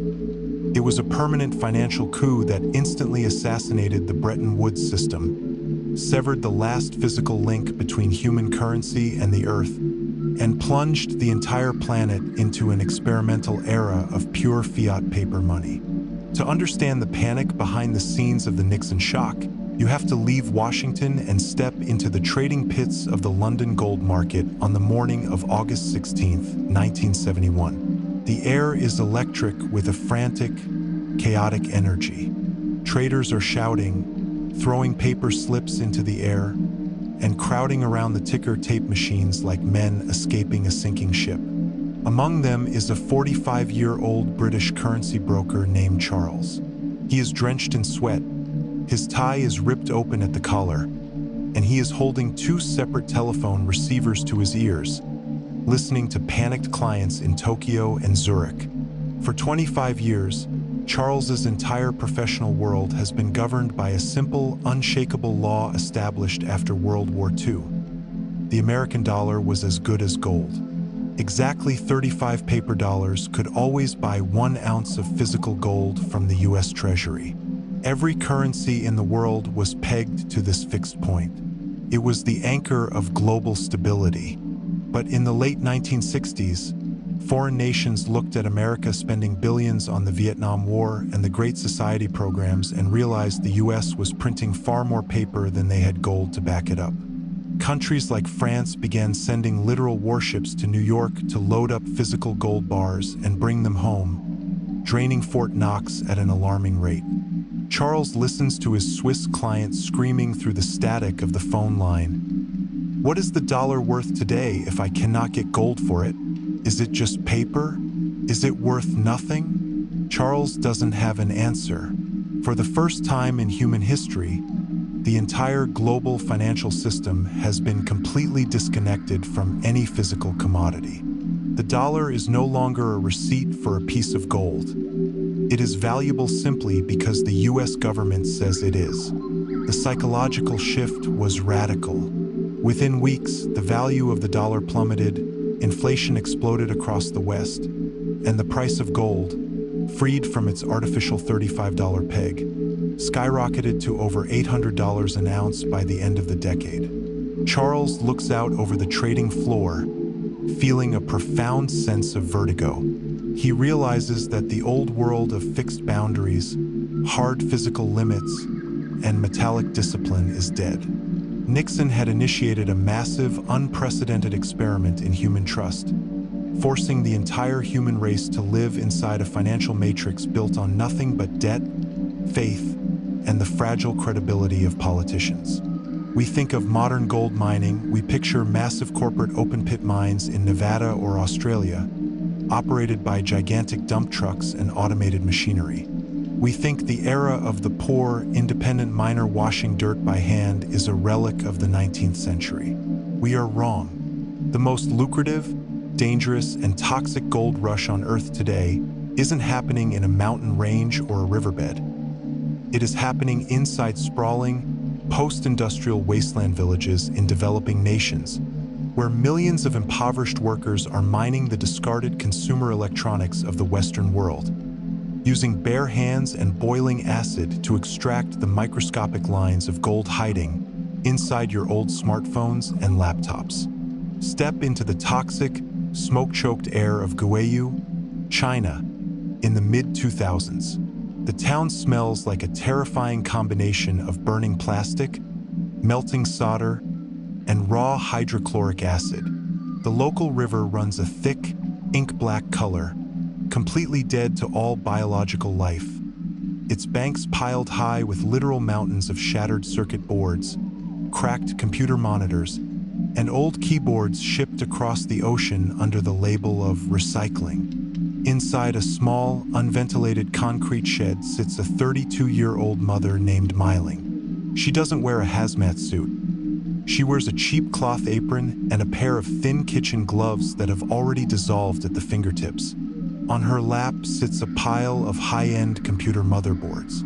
She holds a crude soldering iron in one hand and a small pair of pliers in the other. Myling's target is the microscopic pins and connectors on the board. Gold is the ultimate conductor of electricity. It doesn't corrode, making it irreplaceable for the delicate circuitry of modern digital devices. Your phone contains about 0.03 grams of pure gold. Myling uses a small gas burner to heat the backside of the circuit board until the lead solder melts, releasing a toxic, gray cloud of heavy metal smoke that she breathes directly into her lungs day after day. She plucks out the gold-plated pins and drops them into a plastic bucket. When the bucket is full, Myling performs the most hazardous step of the process. She pours a mixture of pure nitric and hydrochloric acid over the pins, a chemical cocktail known as aqua regia. The acid violently boils, dissolving the base metals and leaving behind a delicate, muddy sludge of pure gold. Miling leans over the bubbling bucket, her eyes watering from the caustic acid fumes that are slowly scarring her corneas and destroying her throat. Her children play on the dirt floor beside her, running their fingers through sand contaminated with lead levels that are hundreds of times higher than safe limits. The human irony of Miling's life is absolute. She is mining the physical infrastructure of the global digital economy. The gold she extracts with her bare hands and toxic acid will be sold to local brokers, melted down into clean ingots, and sold right back to global electronics manufacturers to build the next generation of sleek, expensive tech devices for consumers in New York, London, and Tokyo.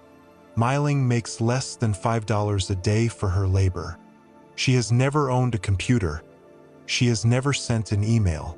She lives in a physical wasteland created by the virtual world, her health systematically sacrificed so that the modern world can keep its digital signals moving through lines of imperishable yellow metal. In the spring of 1942, a British cruiser named HMS Edinburgh was sailing through the freezing, U-boat-infested waters of the Barents Sea, carrying a top-secret cargo, 4.5 tons of solid Soviet gold bars. It was Joseph Stalin's advance payment to the Allies for tanks and aircraft. But a German torpedo tore open the ship's hull, sending the Edinburgh and its priceless treasure down to the pitch-black floor of the Arctic Ocean, nearly 800 feet below the ice. For 40 years, the gold sat in a steel tomb that marine engineers declared completely unreachable, until a reckless, bankrupt British deep-sea diver decided to break the laws of human physics to stage the deepest, most dangerous treasure heist in history. Imagine being crammed inside a tiny, rusted steel diving bell, dangling from a steel cable 800 feet beneath the freezing surface of the Arctic Ocean in the autumn of 1981. The water pressure outside your viewing port is an unimaginable 25 atmospheres, enough to crush a conventional submarine like a soda can.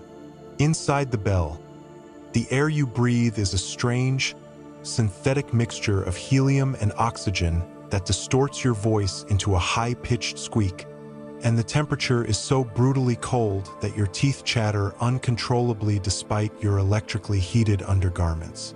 This is the reality for John Rossier, a 30-year-old commercial saturation diver. John isn't an adventurer. He's an unemployed oil field worker who risked his entire life savings on a wild contract with a salvage company. To survive at this depth, John has been living inside a pressurized steel tank on the deck of a salvage ship for 3 weeks, his blood completely saturated with gas. If his diving suit tears, or if his umbilical cord snaps for even a fraction of a second, the pressure will force the gases in his blood to explode, killing him instantly in a gruesome process called explosive decompression. John steps out of the diving bell and into the ink-black, freezing water. His heavy copper helmet light illuminates the jagged, shredded steel hull of the sunken warship. The Edinburgh is an eerie underwater ghost town. John crawls through a gaping torpedo hole, navigating a labyrinth of collapsed metal, unexploded artillery shells, and the floating, preserved leather boots of British sailors who died 40 years ago. The smell inside his helmet is a sickening mix of stale oil, rubber, and sweat. He reaches the bomb room where the gold was stored. The room is completely filled with thick, black stinking fuel oil that blinds his helmet lights. Working completely by touch, John buries his hands into the freezing, oily muck on the floor. His fingers hit something heavy, perfectly rectangular, and unbelievably smooth. He wipes the black oil off the surface with his glove. In the dim glow of his light, the metal flashes with that unmistakable, pure yellow glint. It is a Soviet gold bar, stamped with the hammer and sickle. John slides the 25-pound bar into a canvas lifting bag. Over the next 3 weeks, working in 24-hour shifts in the freezing dark, John and a handful of other divers hauled 431 gold bars out of the sunken wreck, setting a world record for the deepest salvage ever completed. The human touch of this story is the sheer psychological exhaustion of the divers. When John finally returned to the surface and completed his mandatory 1-week decompression cycle, his body was broken, his joints clicked with early-onset arthritis, and his mind was permanently scarred by the claustrophobic nightmare of the wreck. The gold he recovered was split between the British and Soviet governments, leaving John with just a tiny fraction of the wealth he had risked his sanity to pull from the bottom of the sea. The gold went back into the sterile vaults of central banks, while John was left with nothing but trembling hands and the knowledge that he had touched the cold, unyielding heart of the ocean. In the closing months of World War II, a Japanese general named Tomoyuki Yamashita was given a terrifying, highly classified assignment. He had to hide a mountain of stolen treasure. For years, a secret organization called Golden Lily, run by the Japanese imperial family, had systematically looted the banks, temples, museums, and private homes of 12 conquered nations across Asia. They had amassed thousands of tons of gold bullion, platinum, and priceless historical artifacts. Yamashita funneled this unimaginable wealth into a network of over 100 deep underground tunnels dug into the mountain jungles of the Philippines. And then he made sure the secret maps would never leave those caves by sealing the doors while his own engineers were still inside. Imagine being a 24-year-old Japanese army engineer named Kenji, standing inside a massive, hand-carved limestone cavern deep beneath the jungle floor of Luzon in the spring of 1945. The air is thick with the smell of damp stone, burning torches, and the sour sweat of hundreds of exhausted soldiers. For 6 months, Kenji hasn't seen the sun. His skin is covered in fungal infections, and his uniform is reduced to tattered rags. His job has been to supervise the construction of complex booby traps, tripwires connected to unexploded artillery shells, deep pits lined with sharpened bamboo stakes, and massive, counterweighted stone blocks designed to crush anyone who enters the tunnel without knowing the exact path. Kenji watches as Filipino laborers stack thousands of heavy, unbranded gold bars against the limestone walls. The piles are 12 feet high, creating a literal labyrinth of yellow metal that glows with an oppressive, suffocating light in the torch smoke. This isn't wealth. It is a monument to a decade of brutal, continental rape. On the night of June 1st, General Yamashita and a group of high-ranking imperial princes arrive at the bunker. They host a lavish, formal ceremony for the engineers and officers. They drink expensive sake, sing patriotic songs to the emperor, and toast the eternal victory of Japan, even though they know American tanks are just 30 miles away. At midnight, the princes step out of the bunker to return to their escape planes. Kenji and his fellow engineers stand inside the main entry tunnel, bowing deeply as the heavy steel blast doors begin to slide shut. Kenji hears a strange, hydraulic hiss. He looks back at the tunnel entrance. The door has stopped moving, completely sealing the cavern. He looks at his commanding officer, expecting an order to open the door. Instead, the officer pulls out his service pistol, sits quietly on a crate of gold bars, and puts a bullet through his own temple. Yamashita had ordered the entrances to the tunnels blasted with dynamite from the outside, intentionally burying his own engineering units alive alongside the treasure to ensure that the secret locations of the Golden Lily hordes would die with them. Kenji spends his final hours sitting in the pitch black, his back pressed against millions of dollars of solid gold, breathing in the fading oxygen while the screams of his trapped comrades echo off the rock walls. Yamashita was captured and hanged by the Allies for war crimes a year later, never revealing the locations of the tunnels. For decades after the war, the myth of Yamashita's gold drove thousands of treasure hunters, dictators like Ferdinand Marcos, and common adventurers into the Philippine jungles.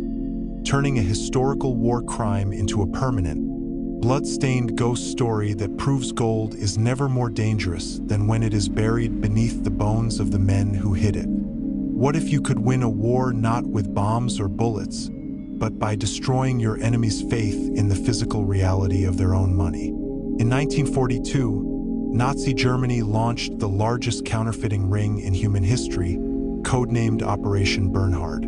They gathered the most talented Jewish engravers, printers, and artists from the concentration camps, locked them inside a secret, isolated block at the Sachsenhausen camp, and forced them to produce millions of near-flawless British pound notes. The goal was to drop the paper bills from planes over London to trigger hyperinflation. But when that plan failed, the Nazis used the fake paper to pull off a far more brilliant scam. They used it to buy real, pure gold from neutral nations, laundering fake paper into the only currency that never loses its value. Step into the clinical, eerie silence of Block 19 inside the Sachsenhausen concentration camp in the winter of 1943.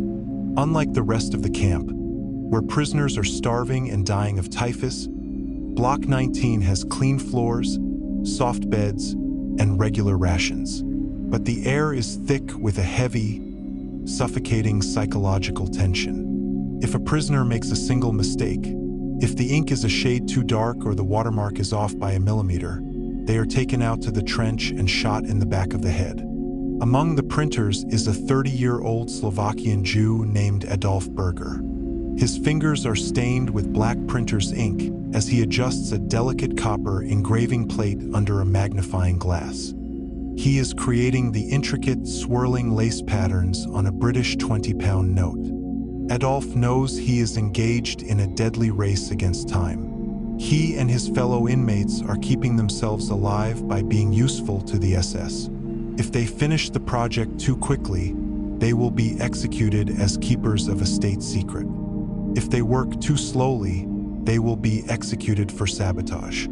If these calm explorations help you unwind, you might also like, subscribe, or leave a thought below. Sleep well and good night.